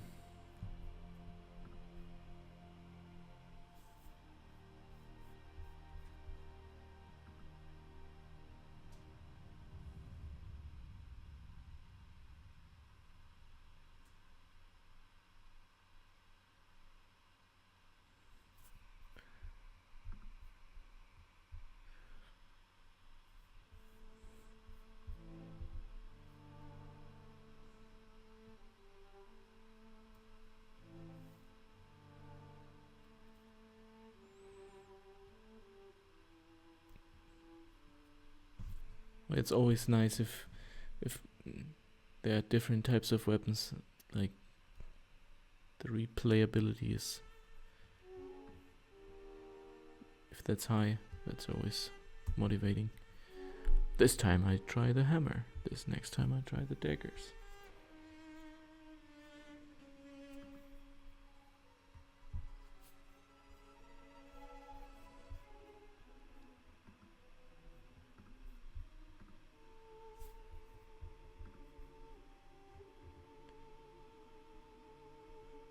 Can't wait until Path of Exile has the spears.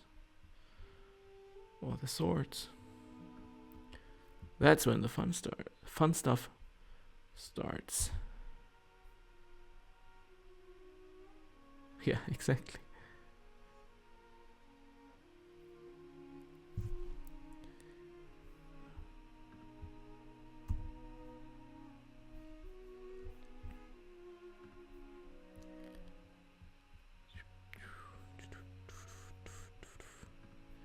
So PNG, save, replace, Zac.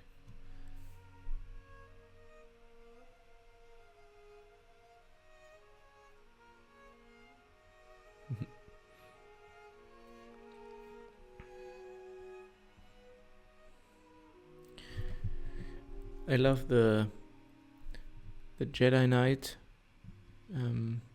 games.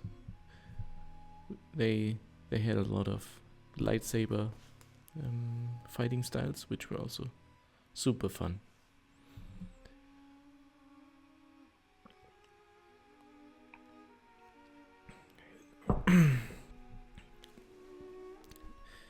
Yeah, thank you for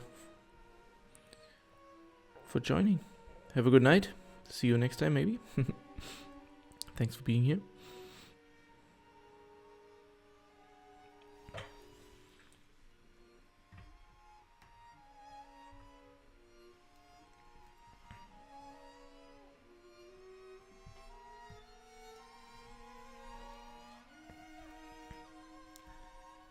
Yeah, I feel like those spiky shapes are really interesting. Yeah. Now we need to combine those this shape language a bit more with the upper part of the painting. So I thought of straightening up the edges of the wings a bit more. And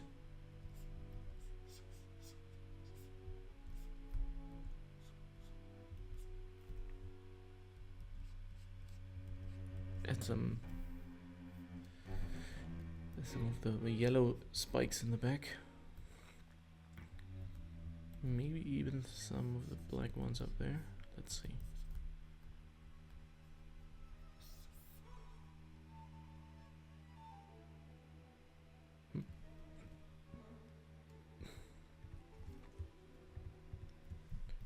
What about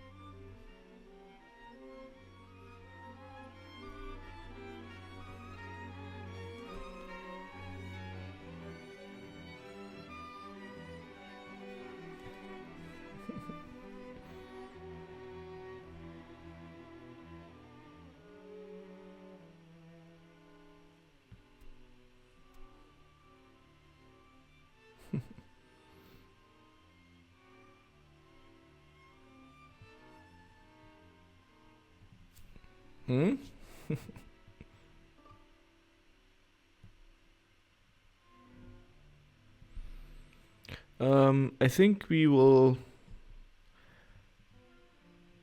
yeah, let's say another hour or something.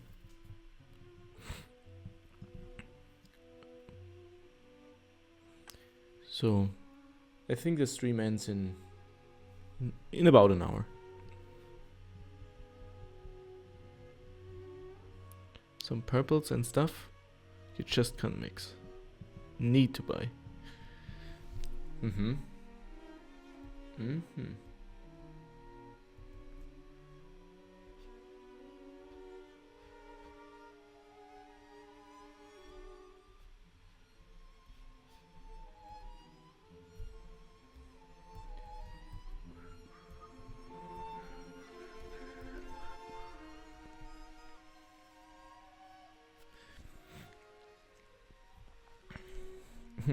Hey, welcome back. I feel like we need to be careful about that actually, because now we need to make sure the energy of the spikes are not fighting against the energy of the fire beam. So we need to align that a bit better.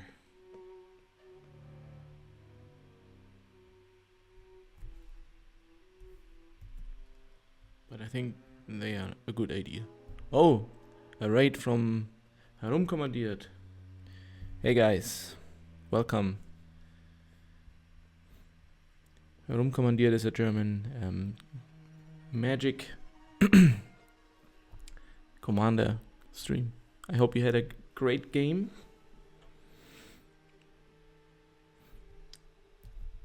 We are painting a dragon token, so if you are in need of a dragon token for your next commander game, you can check out what we are doing.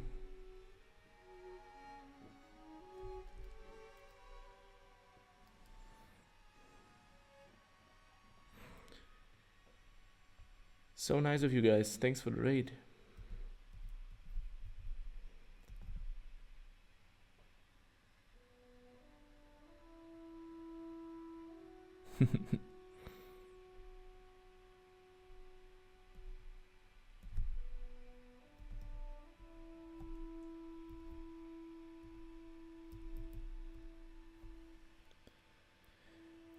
Yes, dragons. We have over 100 spectators. That is amazing.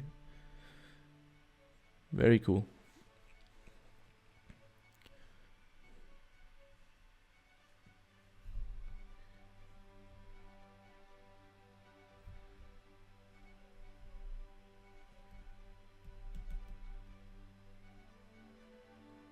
Hey, hey. Welcome, welcome. Maybe we need a raider token. Are there raiders? Raider tokens in Magic?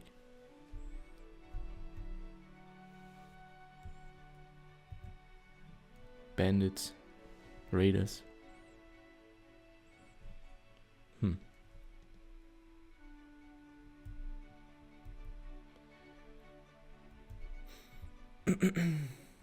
So exclusion again. Where is it? Exclusion.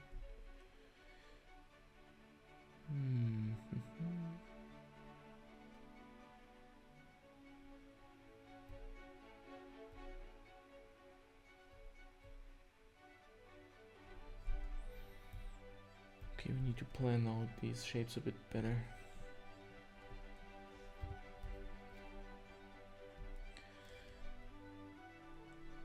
I need to sketch in some of those spikes before I can select them. Okay, we have this stream of energy here, focusing on this out of frame area here. So whatever we will add needs to somehow have this same energy.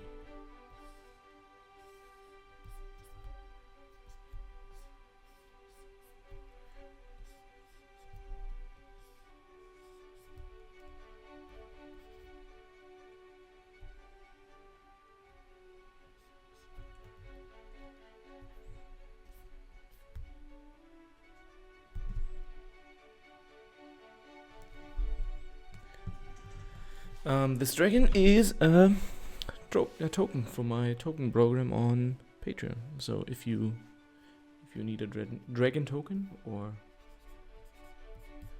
a token which is not decided yet for the future, you can sign up and get them shipped to your house. We will paint another token each month, and this one is the February one, dragon. So it's a basic 5/5 dragon token.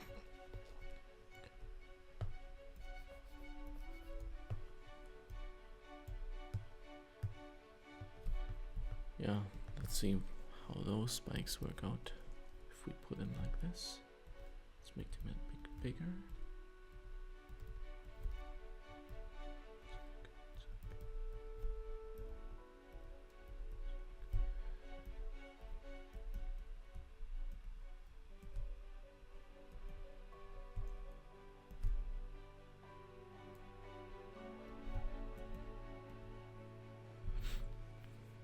I'm an addict for tokens. Already subscribed. Thank you. That's perfect. Thanks for the support.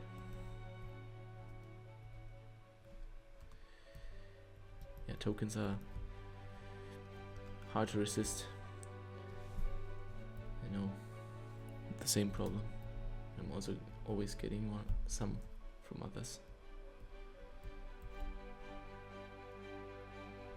Okay, so let's try. Zack. Exclusion.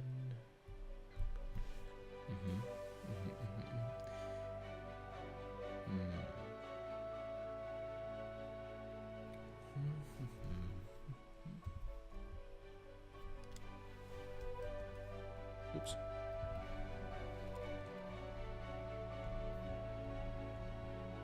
Oh, come on.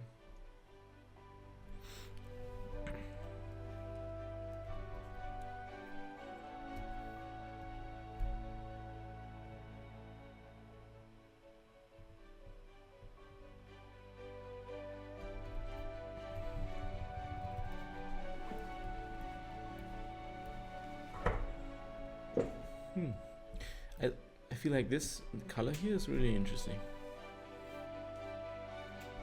The placement of the spikes is not really helping right now, but in general, I like the color.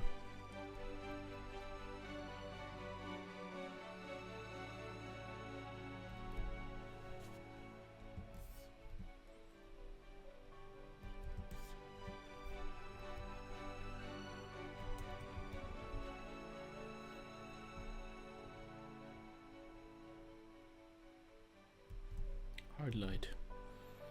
If we set this on hard light, we have this nice effect. Okay, hard light, where is it? Here we go. And this one normal.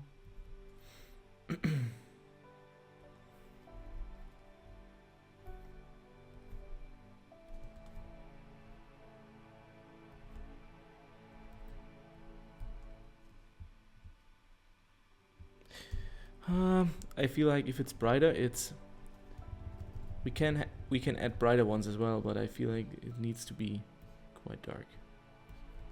But we will. Oh my god, this is so annoying.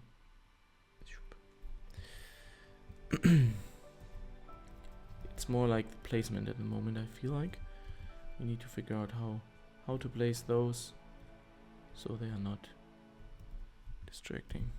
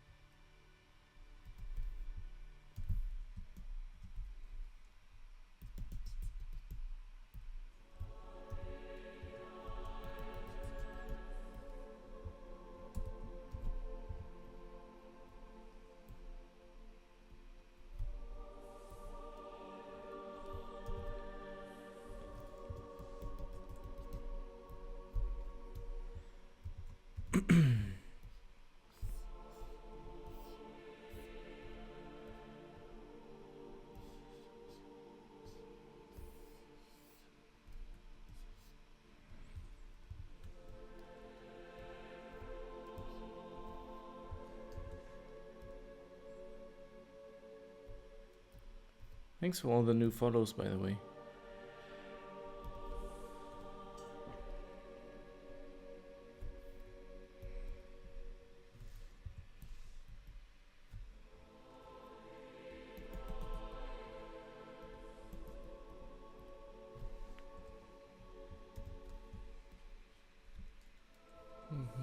So if we have that one up here.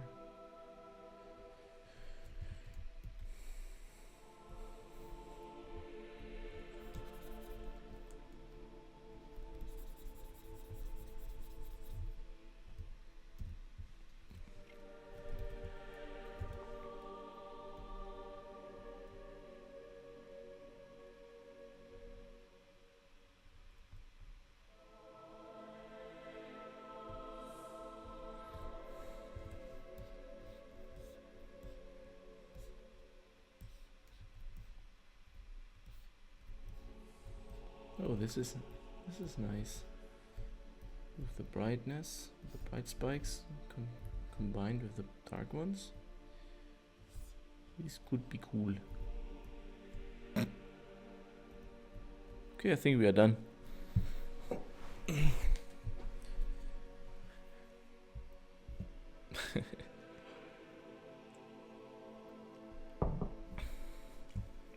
To be honest, I like it.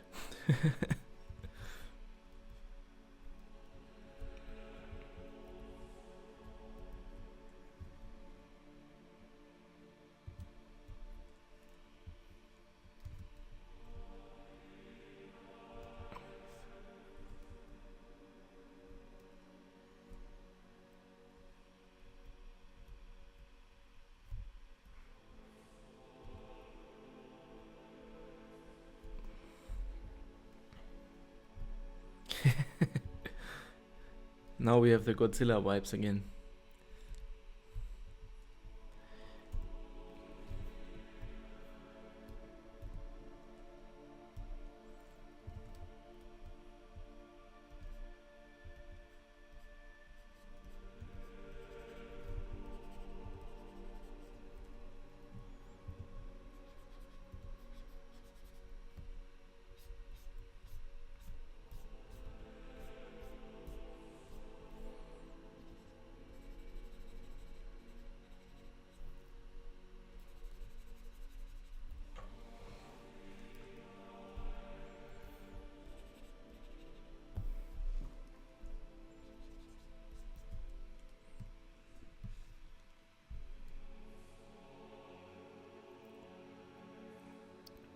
Oh, another raid. What's going on, guys? Welcome. We are painting a DragonToken.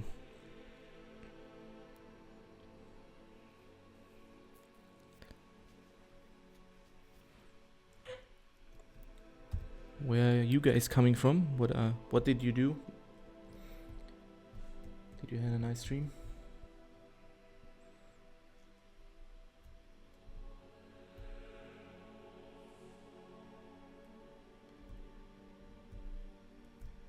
Hey, how was your stream?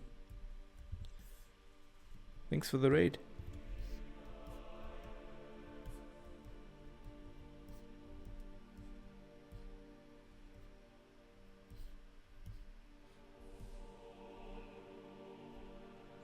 Ah, nice. Spell table. I never tried spell table.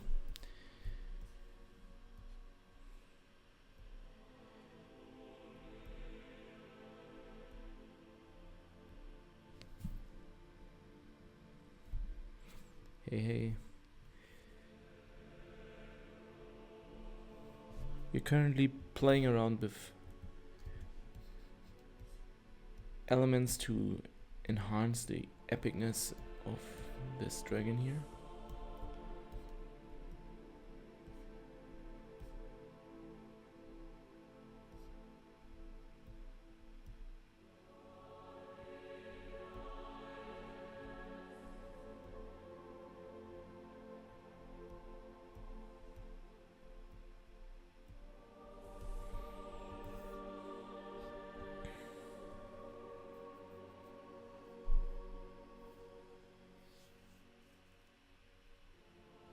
Oh yeah, that would be cool, of course. Are you playing Commander? Probably, right?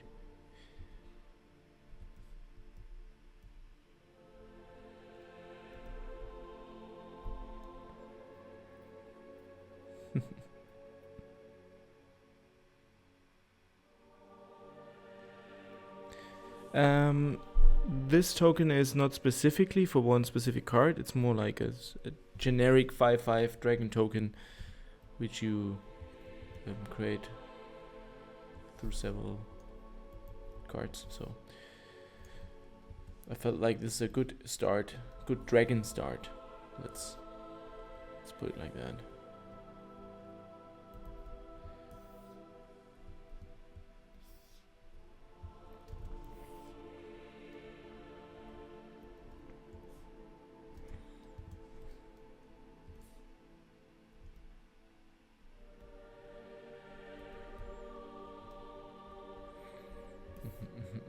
I think we are getting there. I feel like those elements really putting in some of the missing pieces.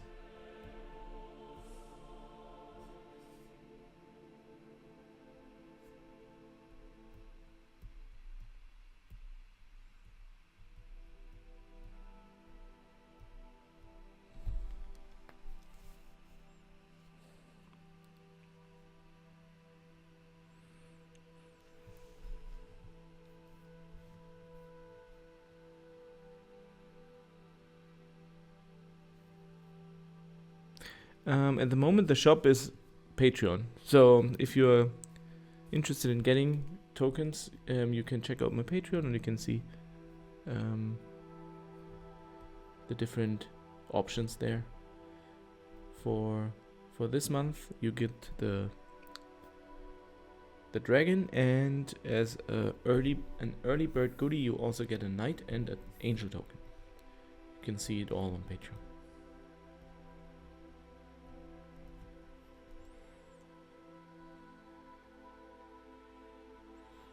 Welcome, welcome.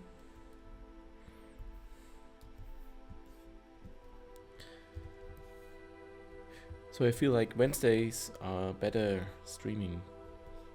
It's a better streaming day than Fridays. Thank you.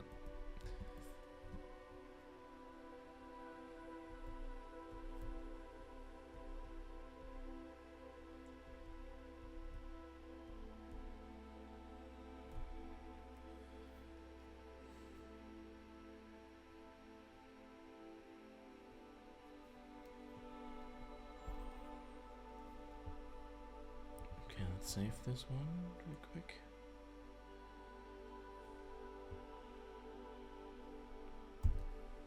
Save it and place it into the mockup, so we see how it looks in the card.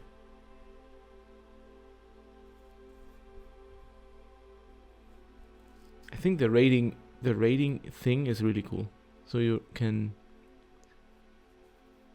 just be pushed into a stream you would probably never enter yourself. It's really cool. Opportunity for new stuff.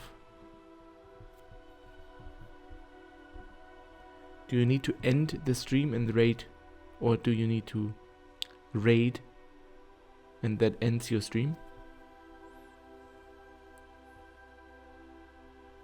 How does that work?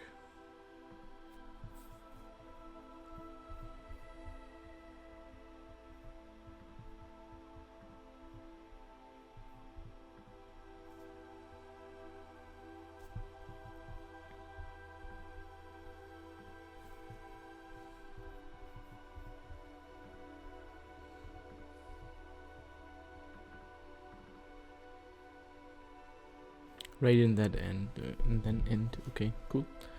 All right. I think I tried it last time and I already ended the stream, so that's why it didn't work.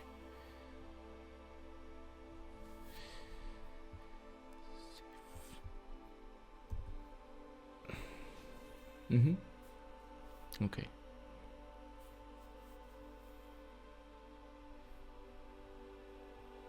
Is there a way to get cards signed by you, or are you just doing it at events? No, you can also send them to me. If you're based in Europe, you can send them to me directly. Just hit me an email or message on social media or on Discord. And if you're based in abroad, like in the US or Asia, you can send them to Mark Aronowitz. He's my agent for the overseas stuff, and he collects them and ships them to me in a big stack of cards, and I will go through them and send them back, and he will send it to you then. So if you're interested, either way, just let me know, and you will figure it out what's the best option for you.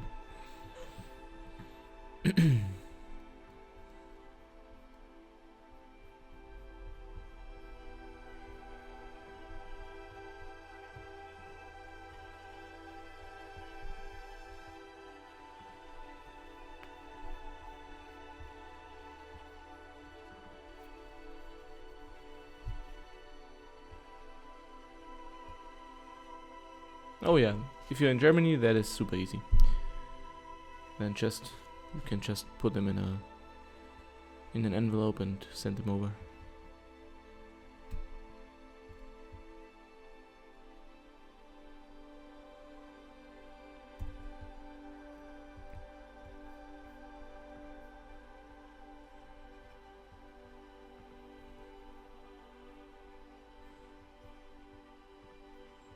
Okay, let's put them in. I feel like the green is nice in the spikes, but it also gives a bit of a contrast distraction from the actual shape of the character, of the dragon in that case. So we need to turn that down a bit more.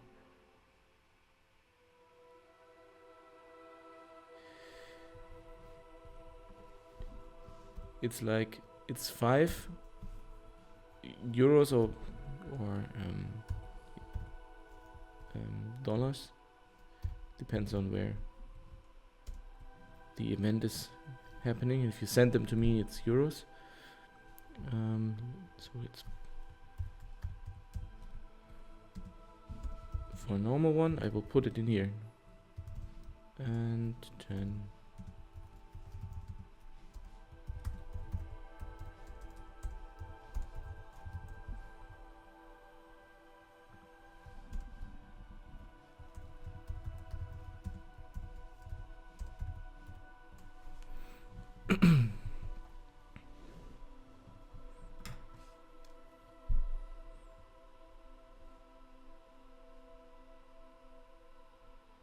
Yeah, the greens are a bit distracting.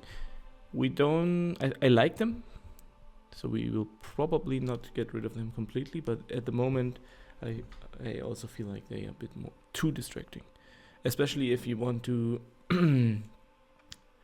make sure the metal pieces on the body, they need to get a bit more shiny, and that will create contrast as well. And so we need to make sure everything is still readable. For those of you which didn't hear it in the beginning, this is an older piece of mine, and we want to bring in the design of this metal pieces, metal armor onto the dragon here as well. So yeah.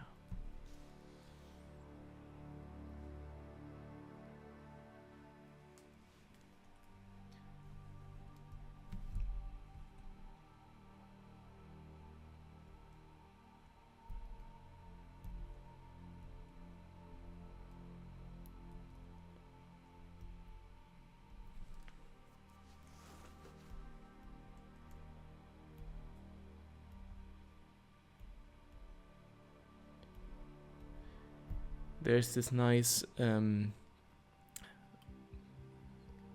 layer, like adjustment layer thing called color lookup. And if you click on that, you get a few predefined color corrections, and you can swap through them. And I usually like doing that from time to time to just get a few nice happy accidents.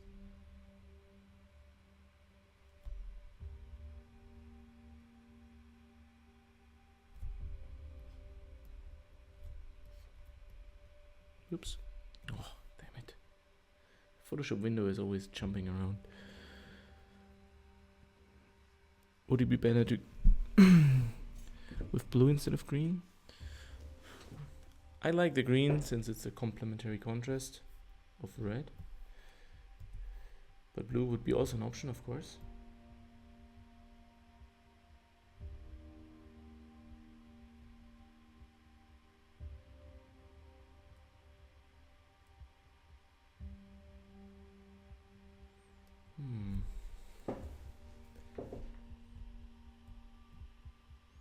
This is also cool. It's not as flashy, but that makes a lot of fun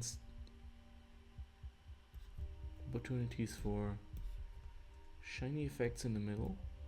If we turn down the whole thing a bit.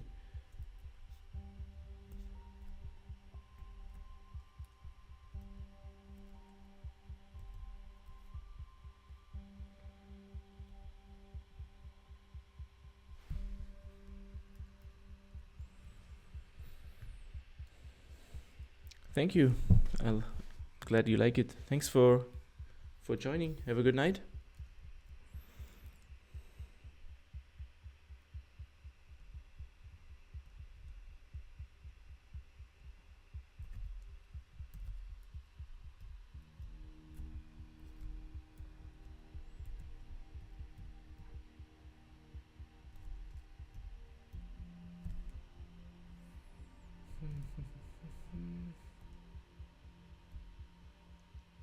Especially that specific one here on the bottom is a bit too distracting, I feel. Let's remove at least that one.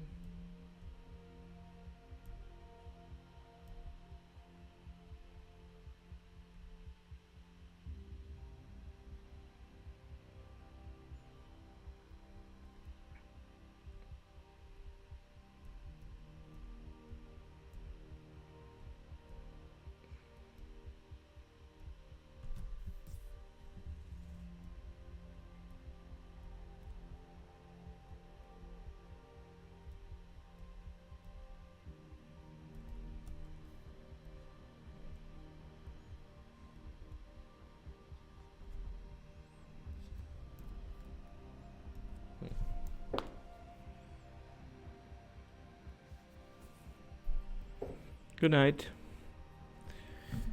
Yeah, it's a bit more subtle.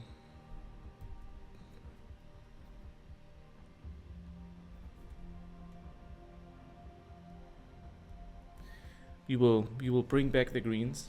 It's just for now I feel like they are a bit too strong.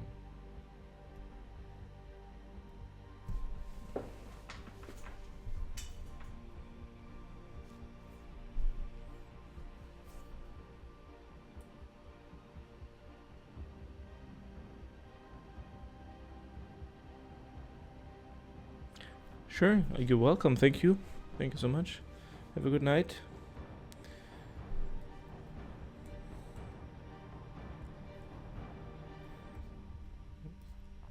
I feel like at this point we need to focus a bit on the dragon itself, so it gets a bit more details here in this area here, so we can actually see a bit of his back muscles and how the neck and the back connect. And then we can bring back some greens.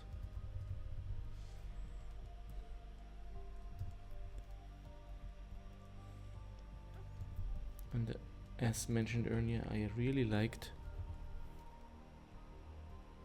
the black wings, or the dark wings. So let's see if we can bring those back a bit.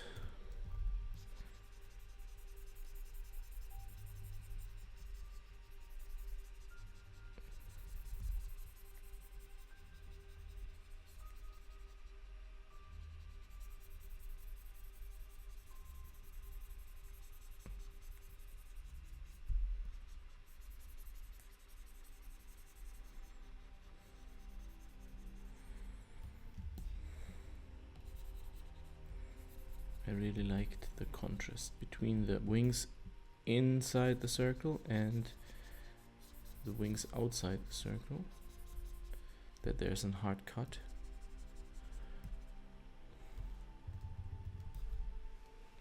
Wow, this is so much stronger. Of course we need to make sure it's not just pure black, but in general I think this is the way to go.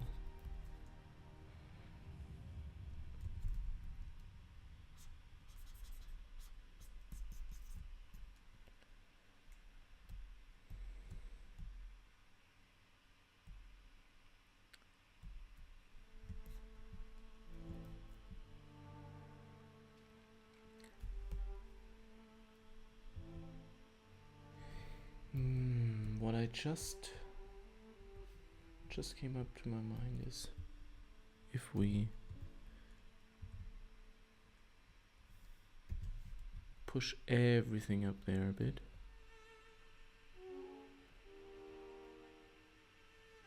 Maybe like this. So it's more in the air flying. Might be a bit stronger.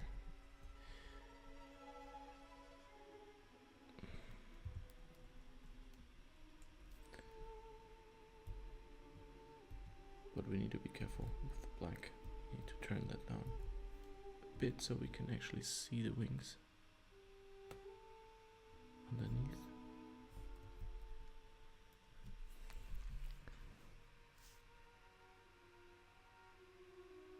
Yeah, exactly. At the moment the title is clashing with the spiky shapes there.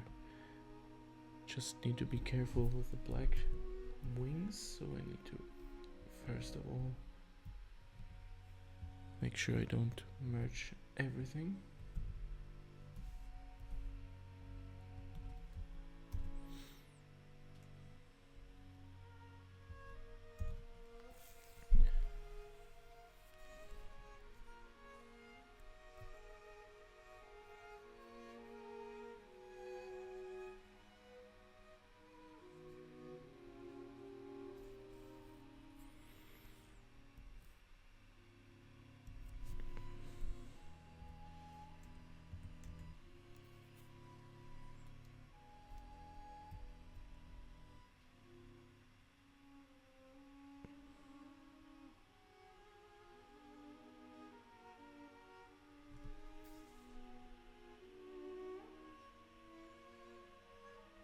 No worries at all. That's why I painted live, so we can talk about it. No problem at all. Feel free to throw in whatever feedback you might have.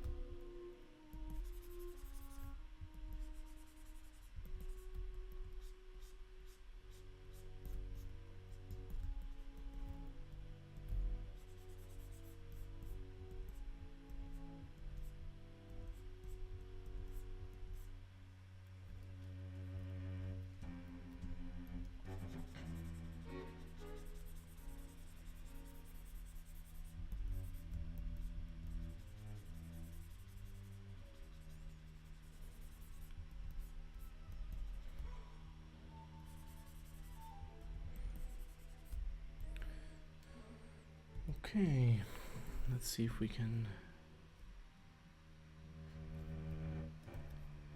get these wings adjusted.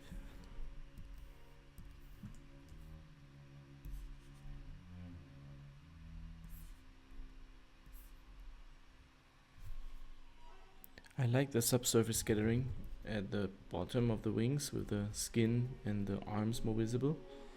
So I'm thinking about a gradient of the wings so they get darker at the top, a bit brighter at the bottom.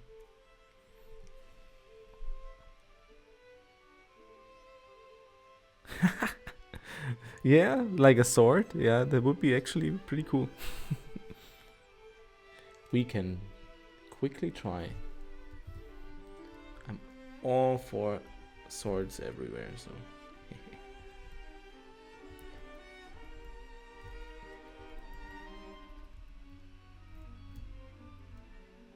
So it would probably go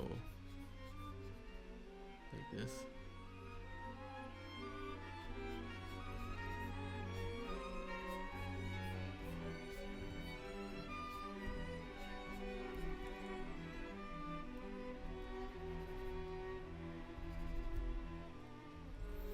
And then we have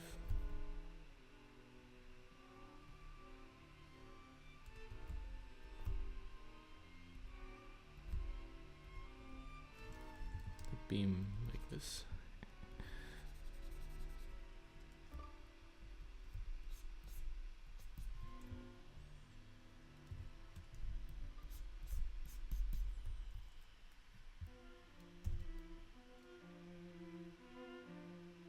It looks a bit silly, but it's a fun idea.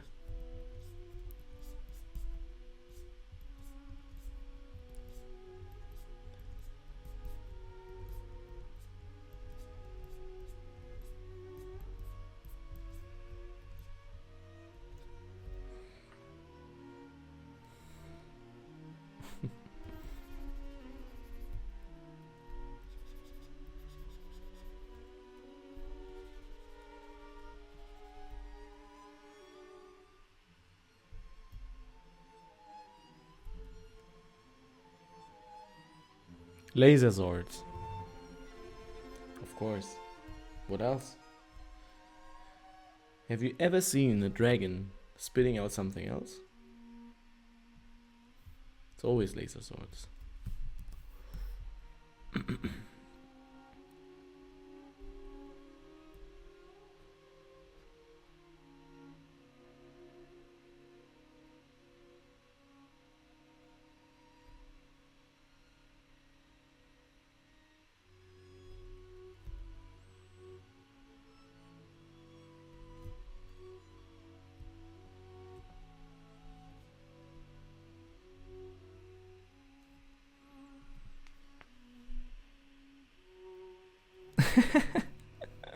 Yeah, it's more like a star, I would say. Star beam. But yeah, it looks a bit like a sword, I can't deny it. Oops.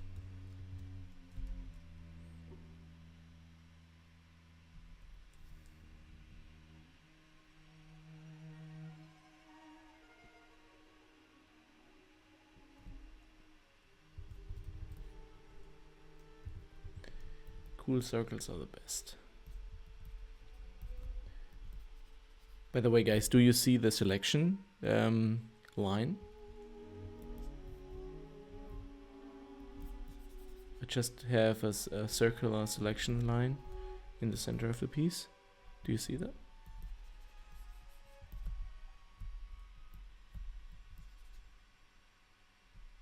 Ah, cool. Perfect.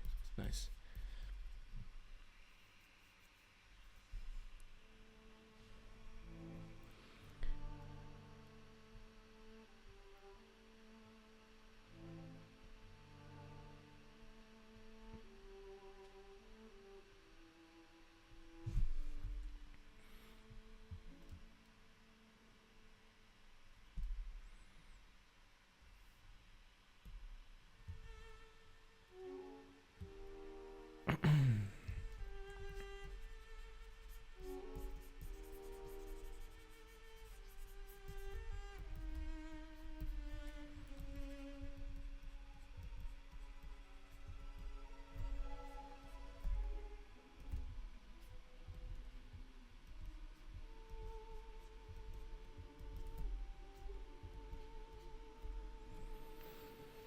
Like a compass beam.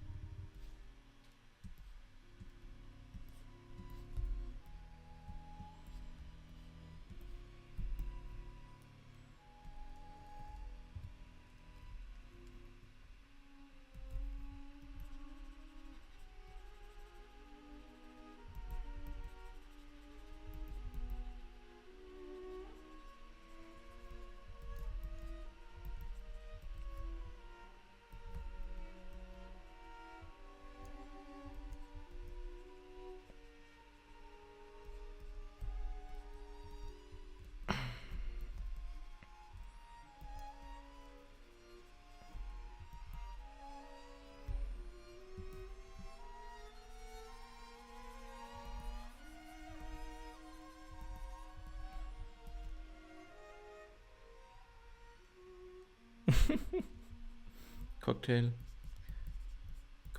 beam.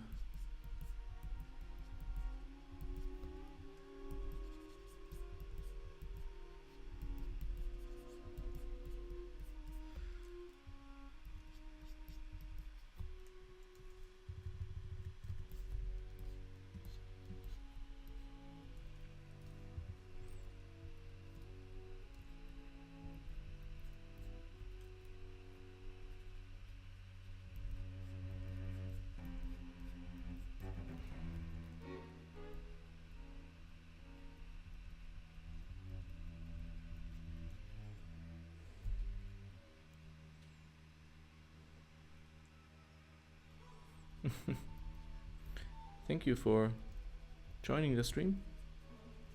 Being so active in the chat is always helpful. Thank you. Have a good night. See you next time.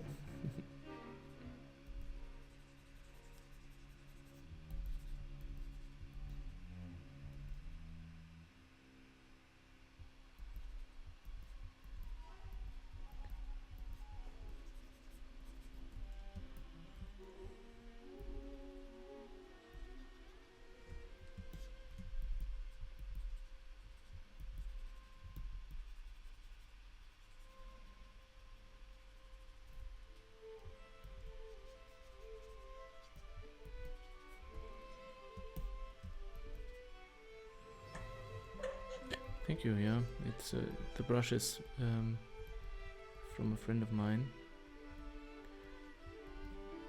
Custom made.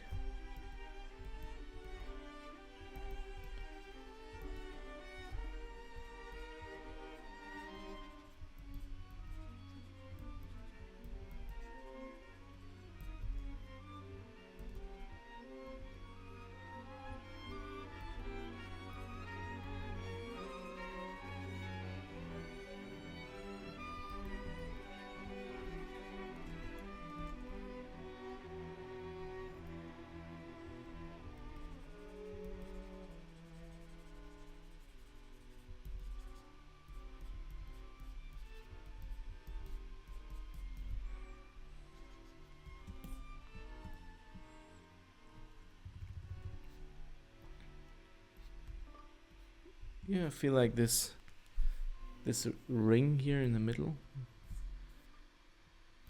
gives the whole piece. Oh, Photoshop. A layer of abstract shape design, which I missed until now.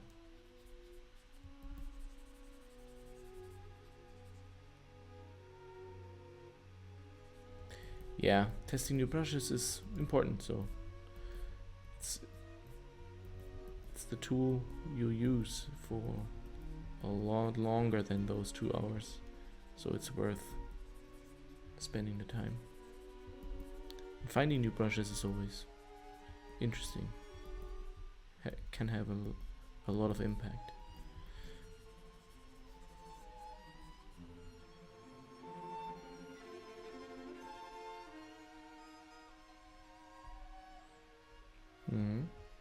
Yeah, it's like the muzzle flash of a gun or something. Like an impact wave, and the outer ring is also let's say the shock wave traveling outwards.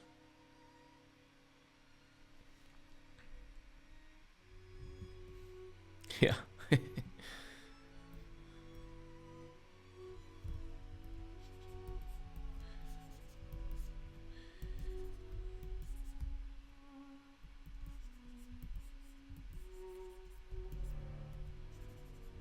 I never watched Dragon Ball, but that is something everybody knows, I guess.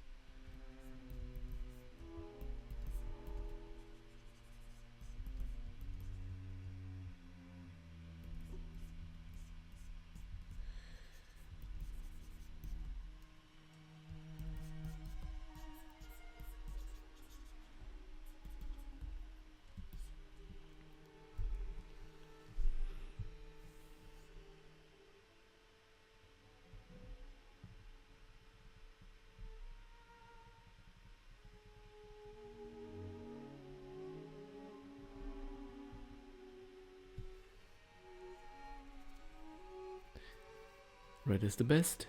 The best color.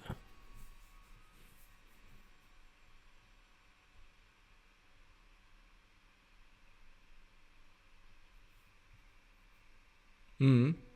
Yeah, it gives the subsurface scattering effect gives a lot of material.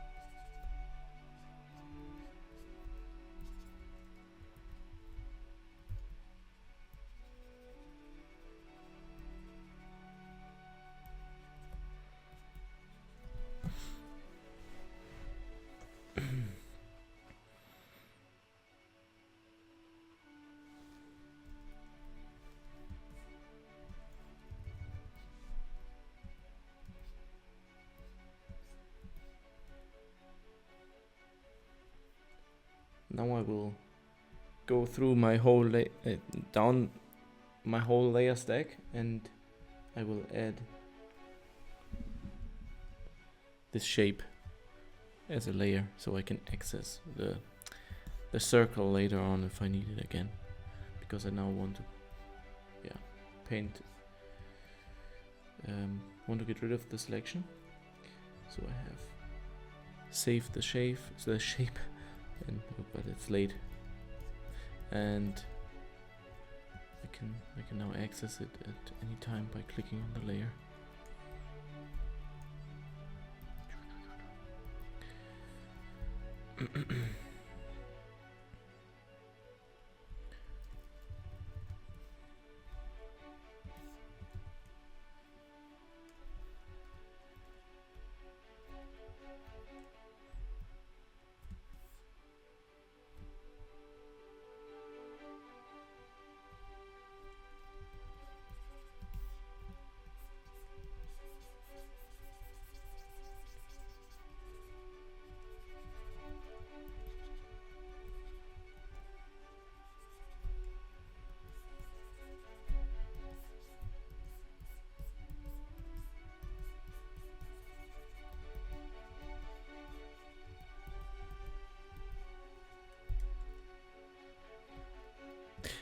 Yeah, it is. You could do that as well. Yeah, of course. But I feel like, I'm too lazy. Yeah, you have channels and different paths and everything. You can save. You can also do a save selection. But then sometimes you decide to move things around, and the saved selection is sitting in a different spot, and then it's not there anymore. In the end, it doesn't matter. Whatever you like more.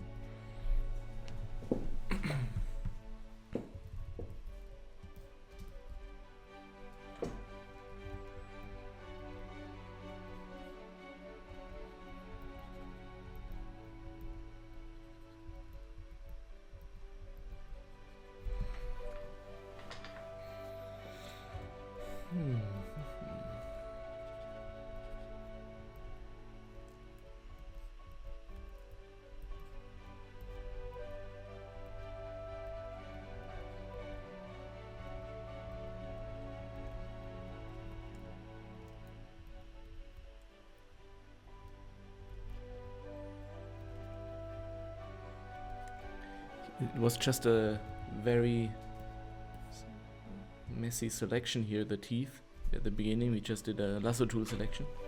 But I like the big triangle shapes here. I will try not to mess that up too much with adding more teeth details.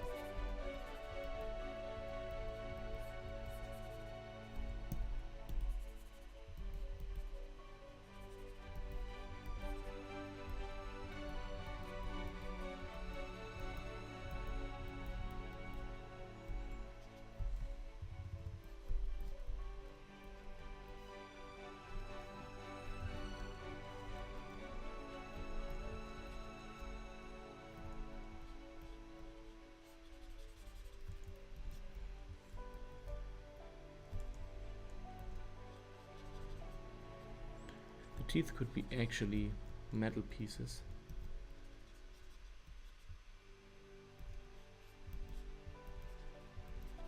So it would make sense that they are a bit bigger, like bold shapes.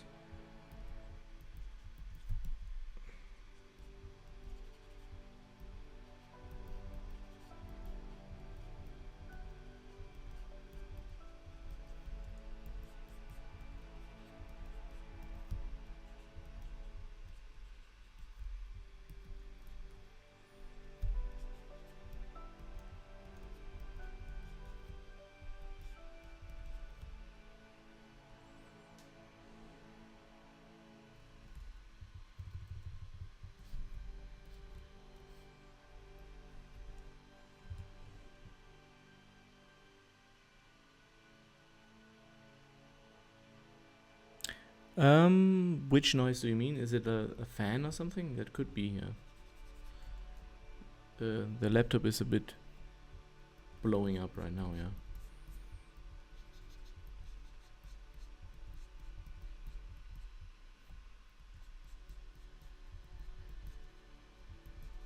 I hope it's not too distracting or too annoying.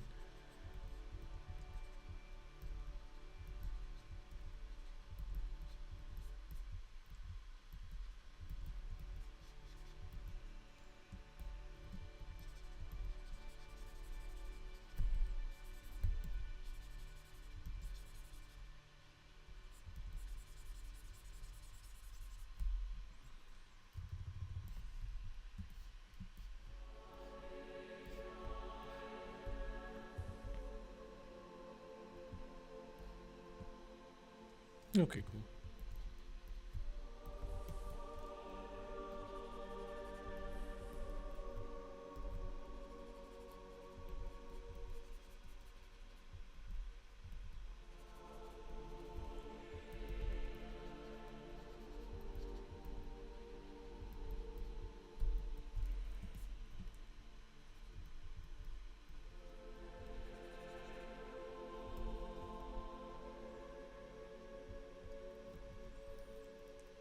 Hey.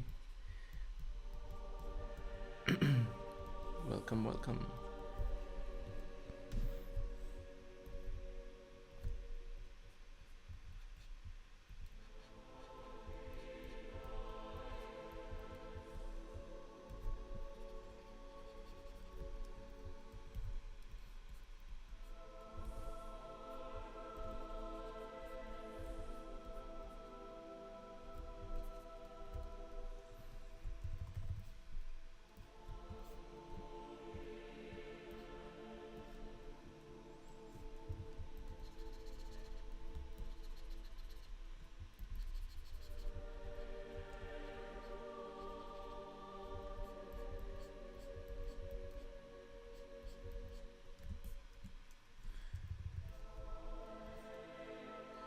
It looks like a bit of a Phyrexian dragon or something. The metal.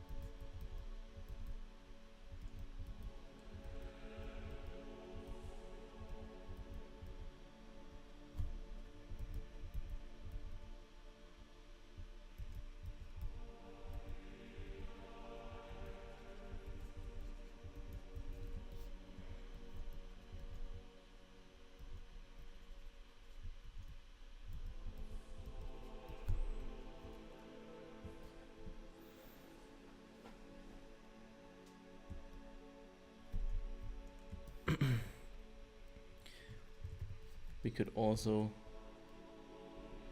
like, if we're going full on Phyrexian, then we could use the background element like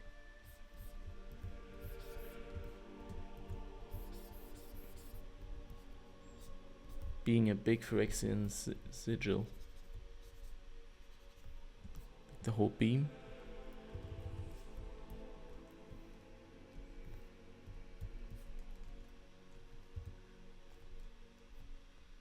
Like this.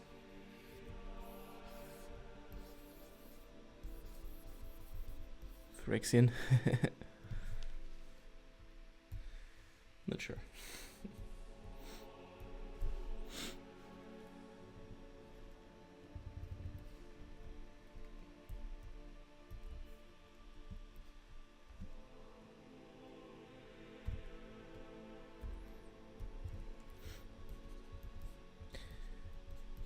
I think it could be a cool thing to give it a Phyrexian vibe, so people can use it for Phyrexian dragons, but also for normal ones.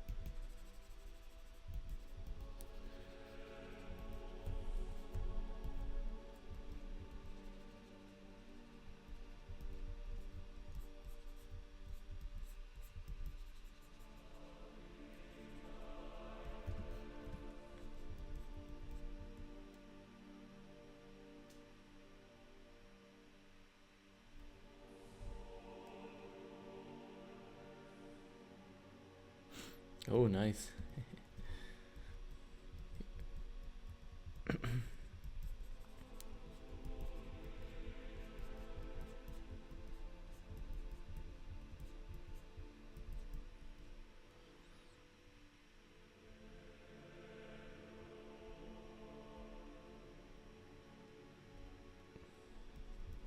Thank you.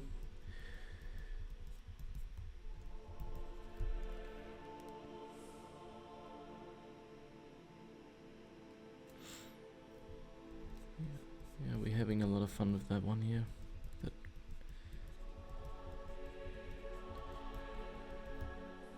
The only thing is, I feel like we will not finish it today.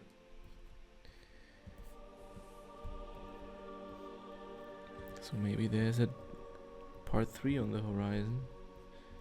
But at some point we need to finish this so I can get them produced.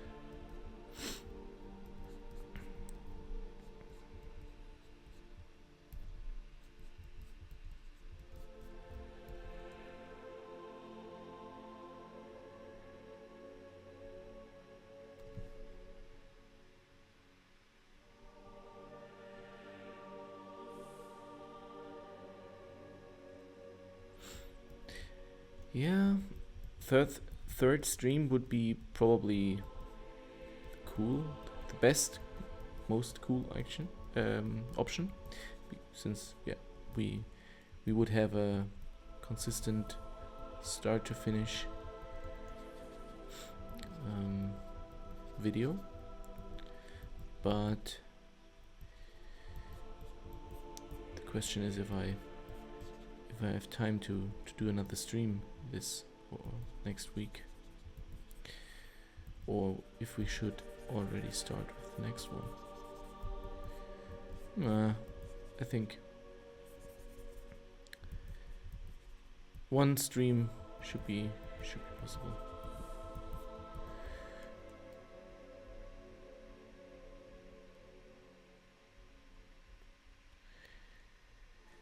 Hey, danke für den Raid, Jürgen. Thanks a lot. What is it that you stream, Jürgen? Is it D&D?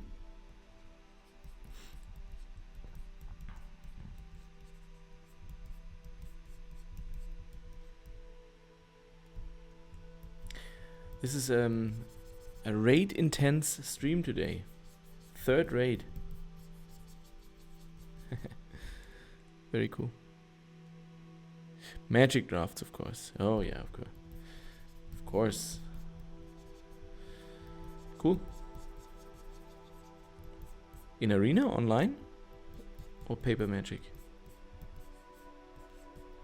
Arena, I guess.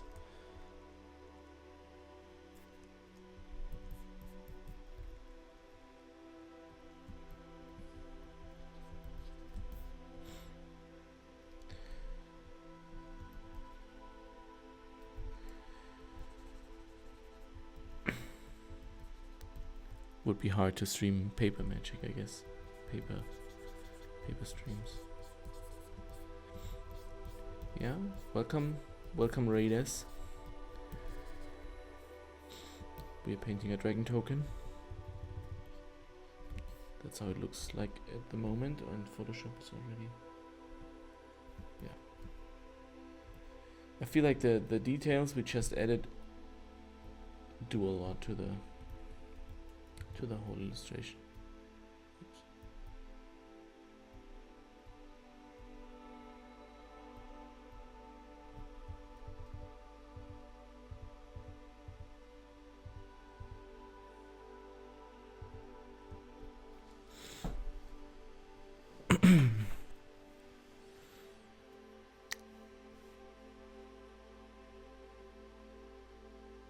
Oh yeah, is it fun to play?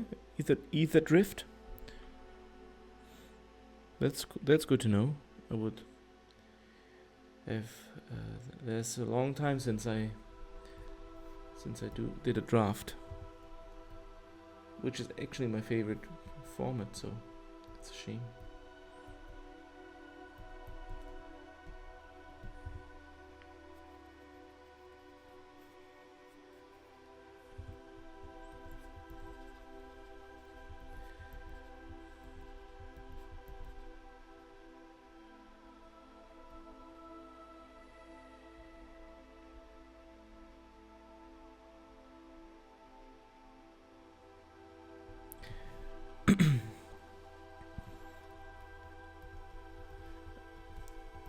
Full collection of all the cards I illustrated is quite a project, but it's if you have all of them, it's quite valuable, I think, especially with the new serialized one. I think last time some of you checked was around 4K or something. It's crazy.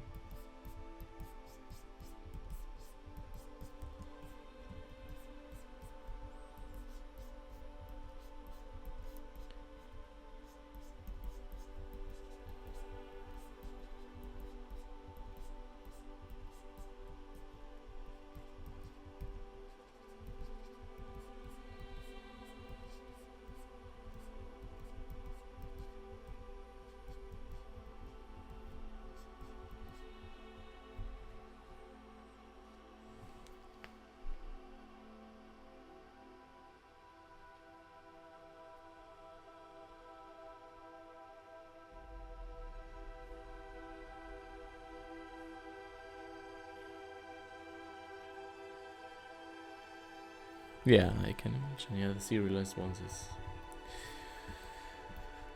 they're crazy.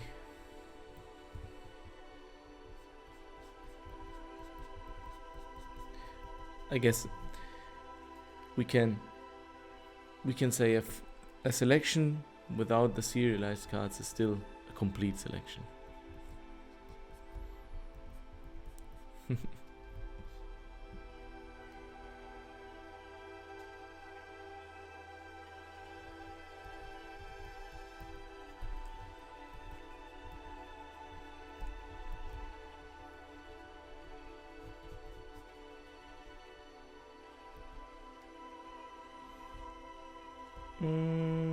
UK is I don't know yet. I think there's at the moment nothing specific planned, unfortunately. But there are a lot of different options. Maybe the UK is one of them in the future. Unfortunately, not at the moment.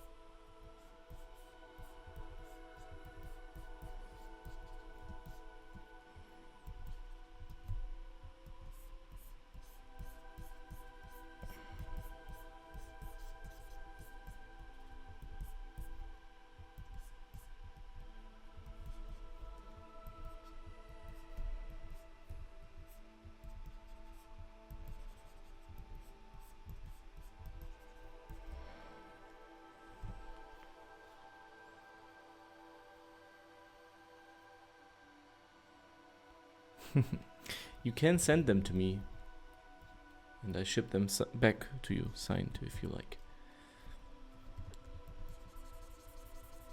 It's also an option. Just hit me an email or a message on social media, and we will make it happen.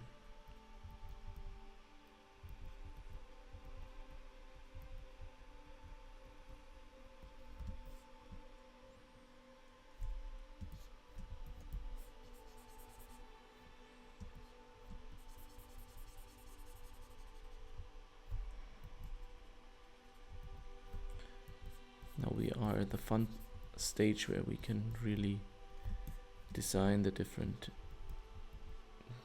elements of the dragon.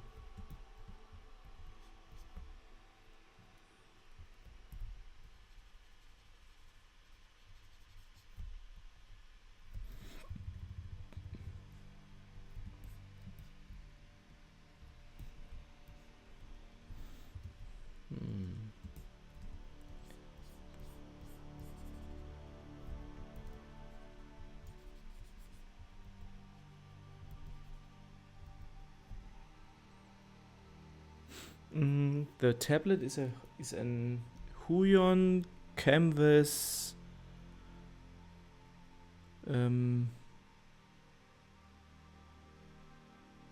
some number 13 or something, 4K version, I don't know, but it's in Huion canvas.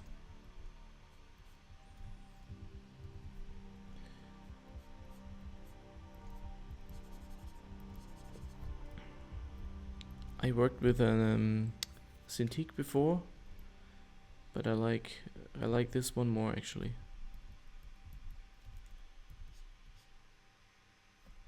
You're welcome.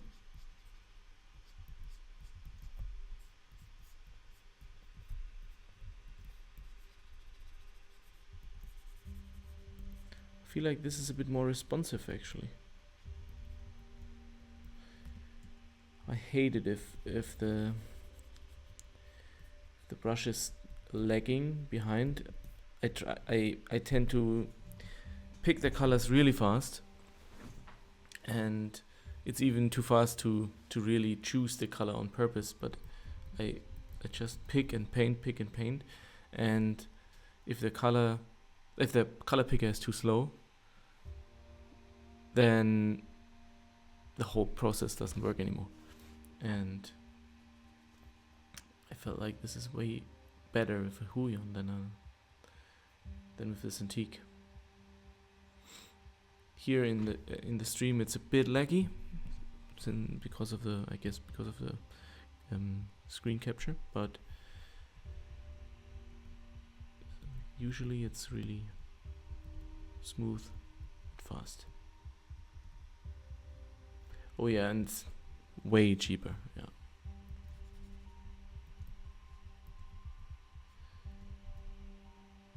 I had the big ass super huge Cintiq, like the 32 or 34 inch wide thing, and I was basically zooming out all the time and just using a fraction of the whole screen, and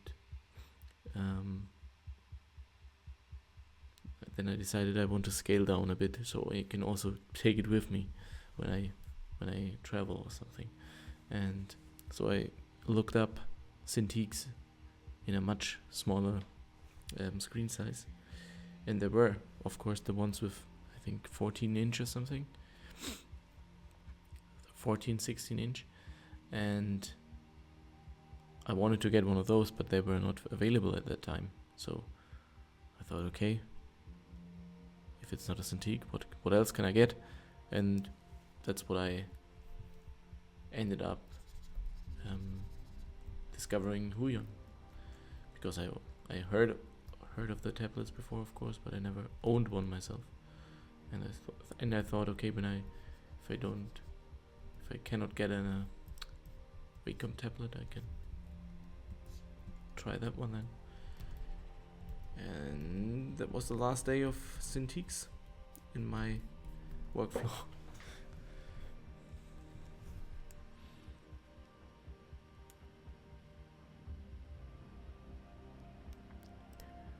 Yeah, I think we will definitely have a draw it in your style soon. I was a bit caught up with a lot of stuff the last couple of months, but I was actually thinking the other day what could be a nice, cool challenge.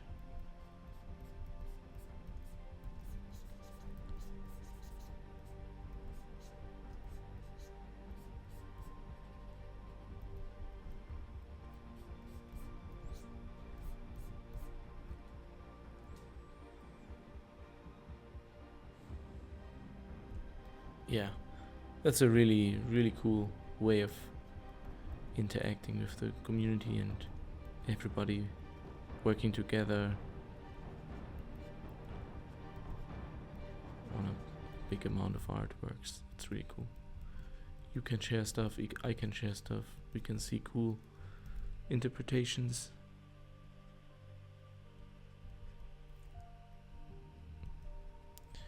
Really nice.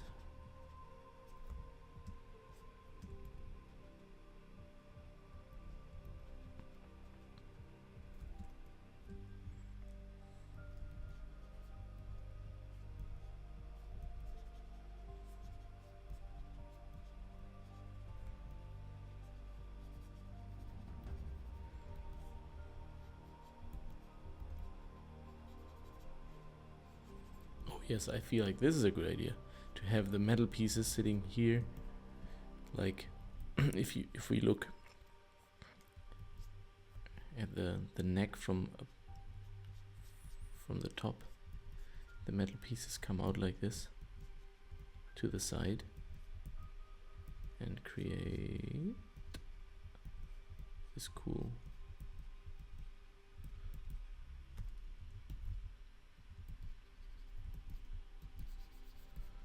pattern here.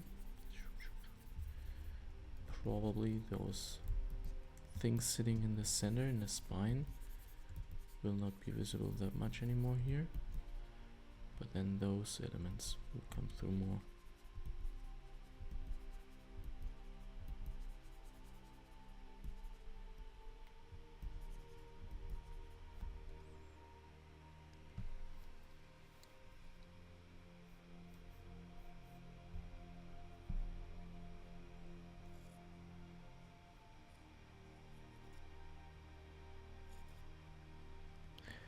World building and creating IPs.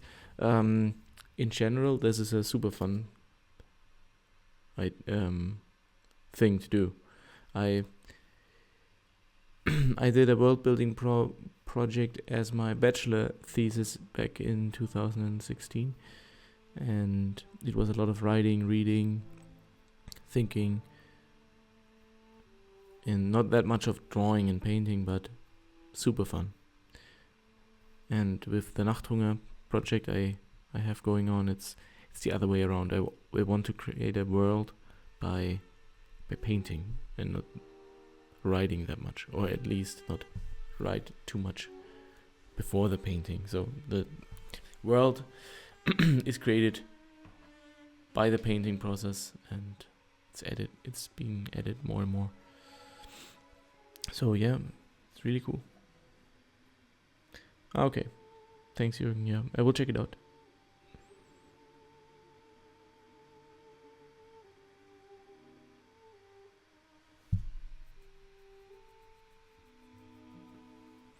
Mm-hmm.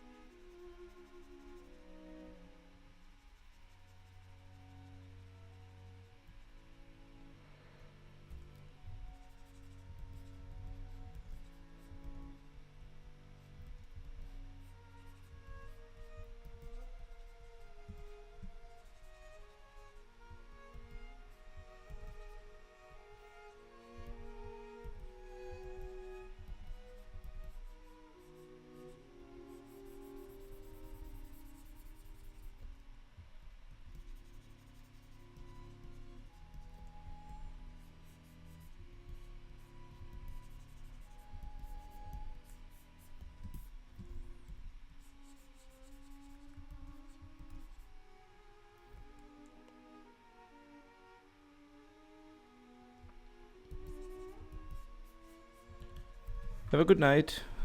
Thank you. Will we see more asbest artworks later on too? Yes, of course. For asbest, I'm planning to go more and more traditional, and so there will be probably more oil paintings in the asbest IP.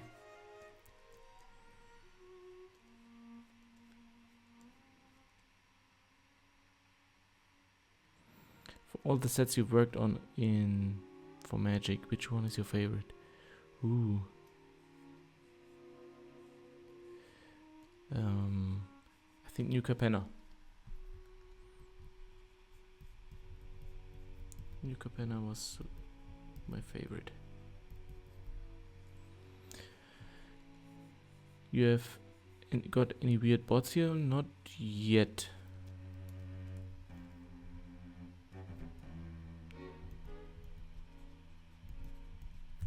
Fortunately.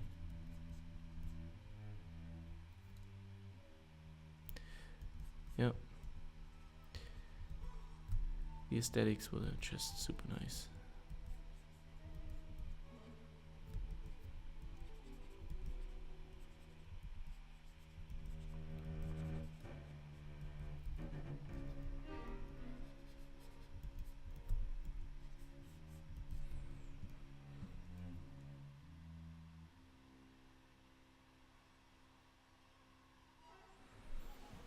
Yeah, the trial lands, the tree lands, the triumphs, they were super cool, fun to do.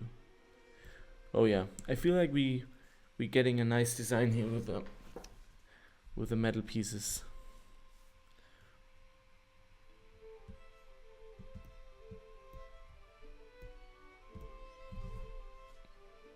What do you think? Do you like the overall idea?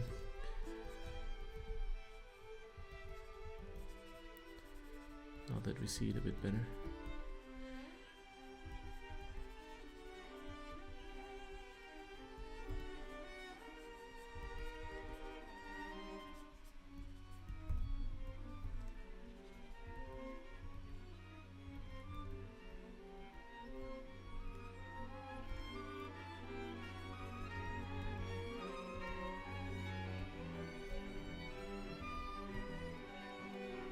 Approved.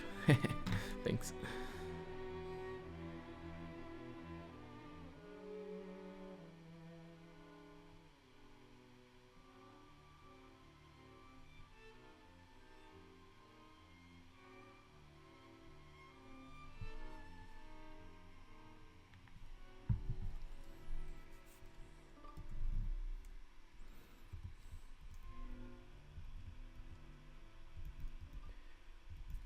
I feel like this is a bit, yeah, going away from the classic dragon design without breaking with the overall classic dragon vibe. So we have the shapes, but I feel like these metal pieces are somehow unique.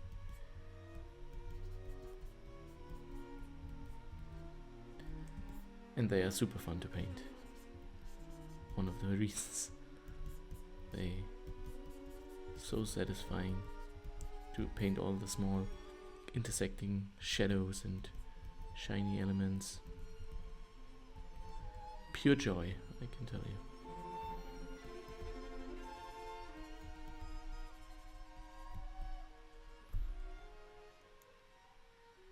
Yeah, it's like metal feathers, yeah, exactly.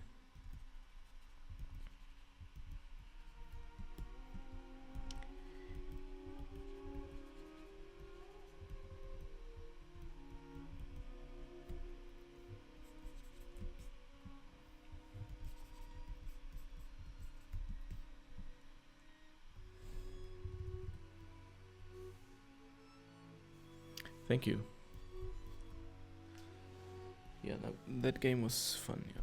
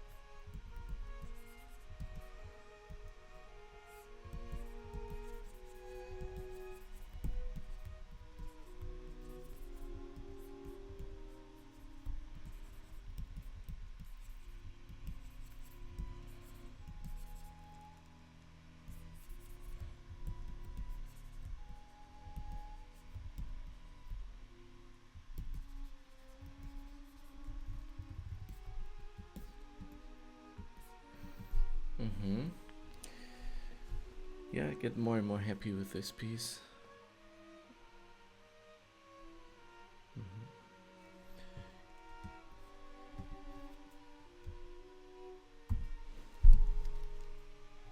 Let's put it on the card and see how it looks.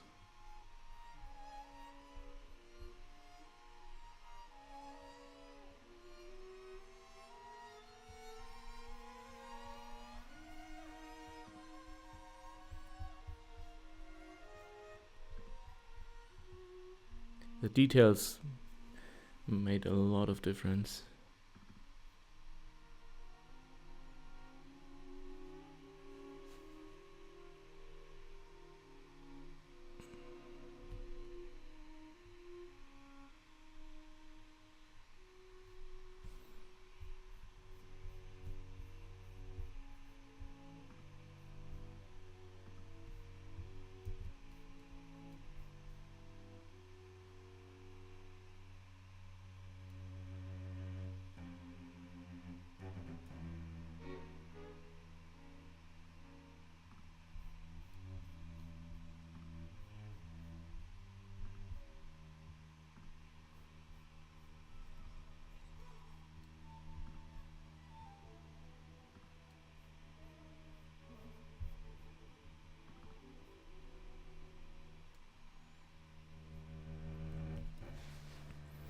Thank you. Yeah, it's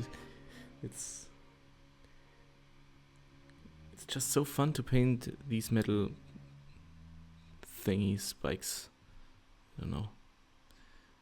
I come back to those on a lot of different occasions.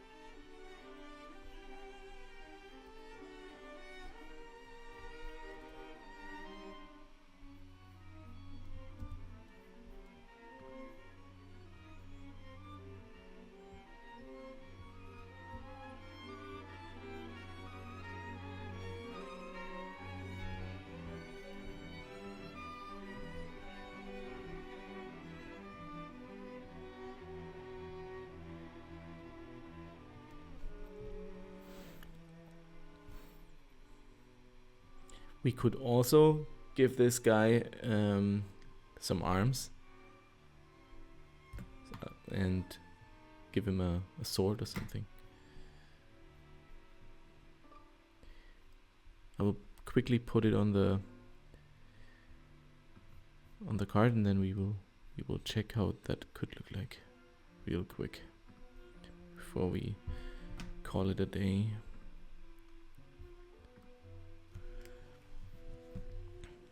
Okay, but I just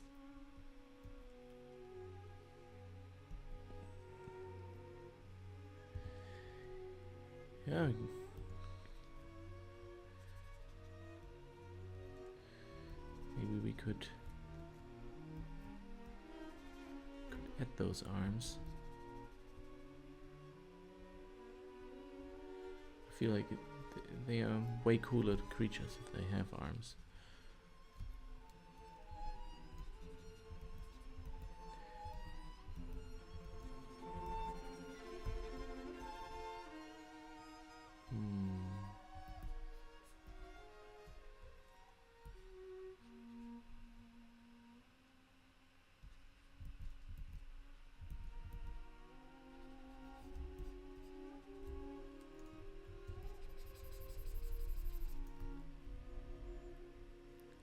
Hydra dragon, yeah, is a good idea, but I think this one needs to stay single-headed.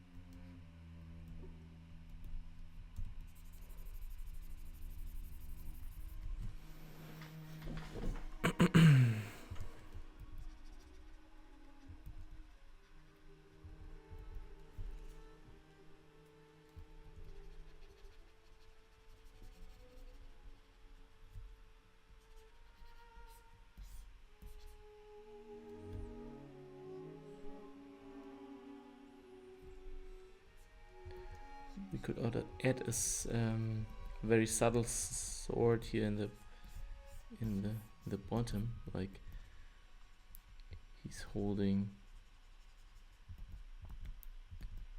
it on like this. It's going down there.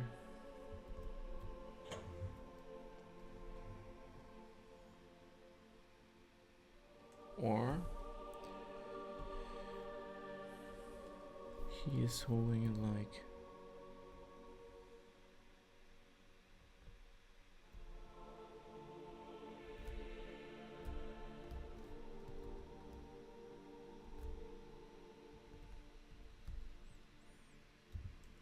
this.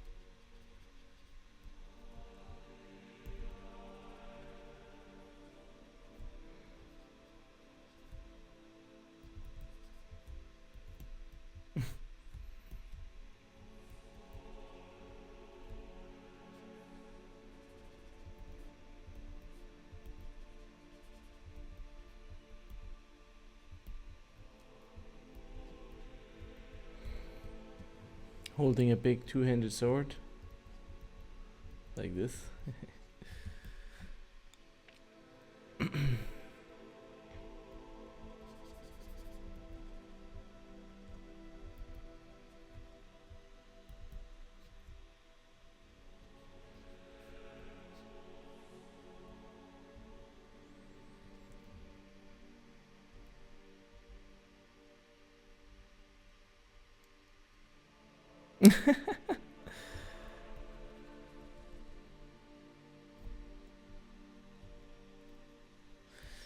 Thank you so much. Have a good night.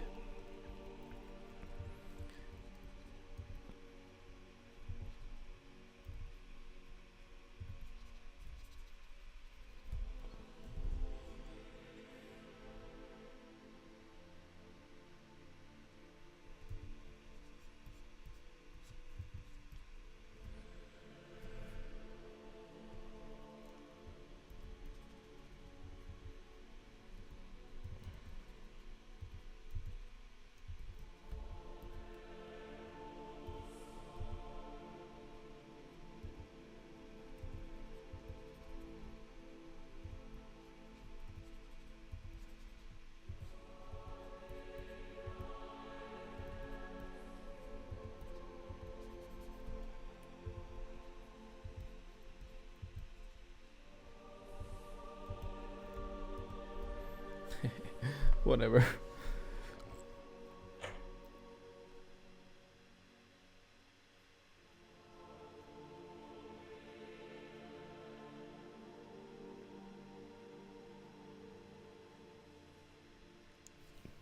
Yeah, I wasn't planning on adding arms as well, but this is somehow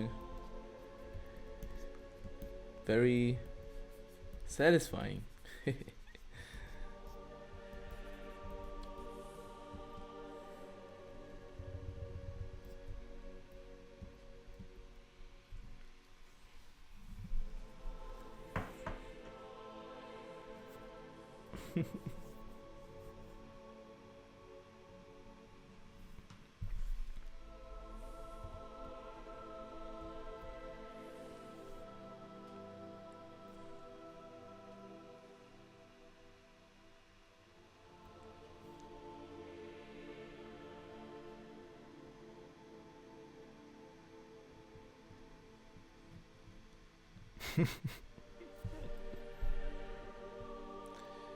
But now the fire beam is a bit competing with the pose.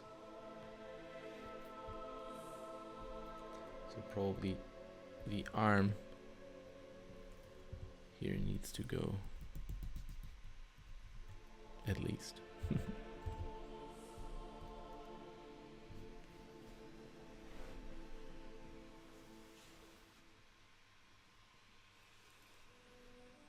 The sword is okay.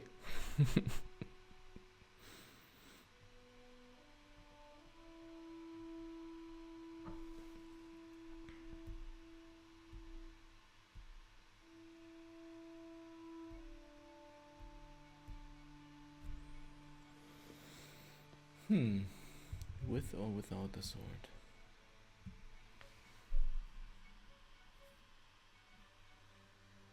We will see.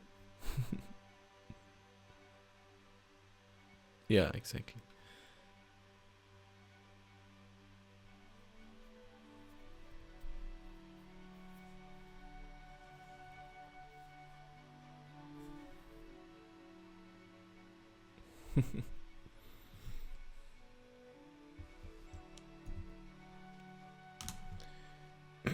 Alrighty, I think that's a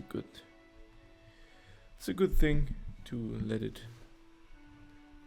dry a bit in my mind, and we will come back to it. Not sure when. Probably next week then.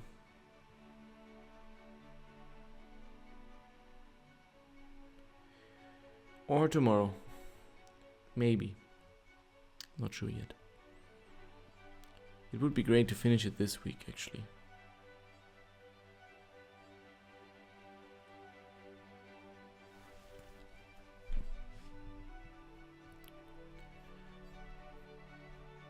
Alrighty, yeah, thanks a lot for another very, very fun evening. This was a pleasure.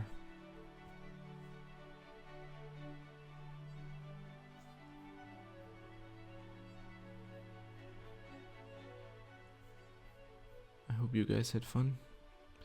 Had some chilled time watching. Should we raid someone?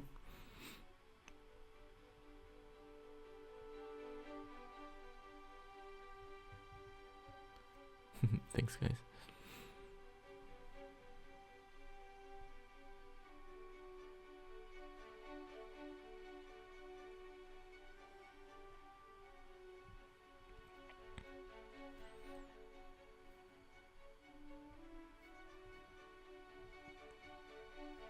Sounds fun, yeah. Having a nice cup of coffee, starting the day, watching a stream. Yep. That's nice. Okay, should we raid? Who should we raid?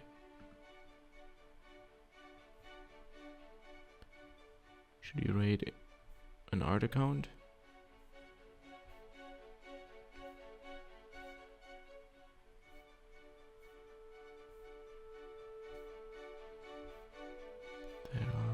of art accounts doing a lot of weird stuff.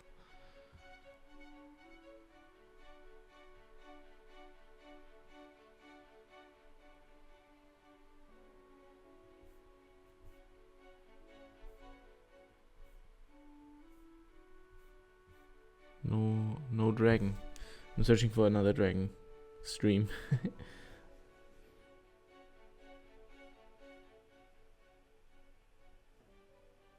Alright.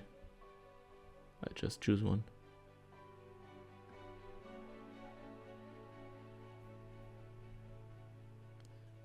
Here we go.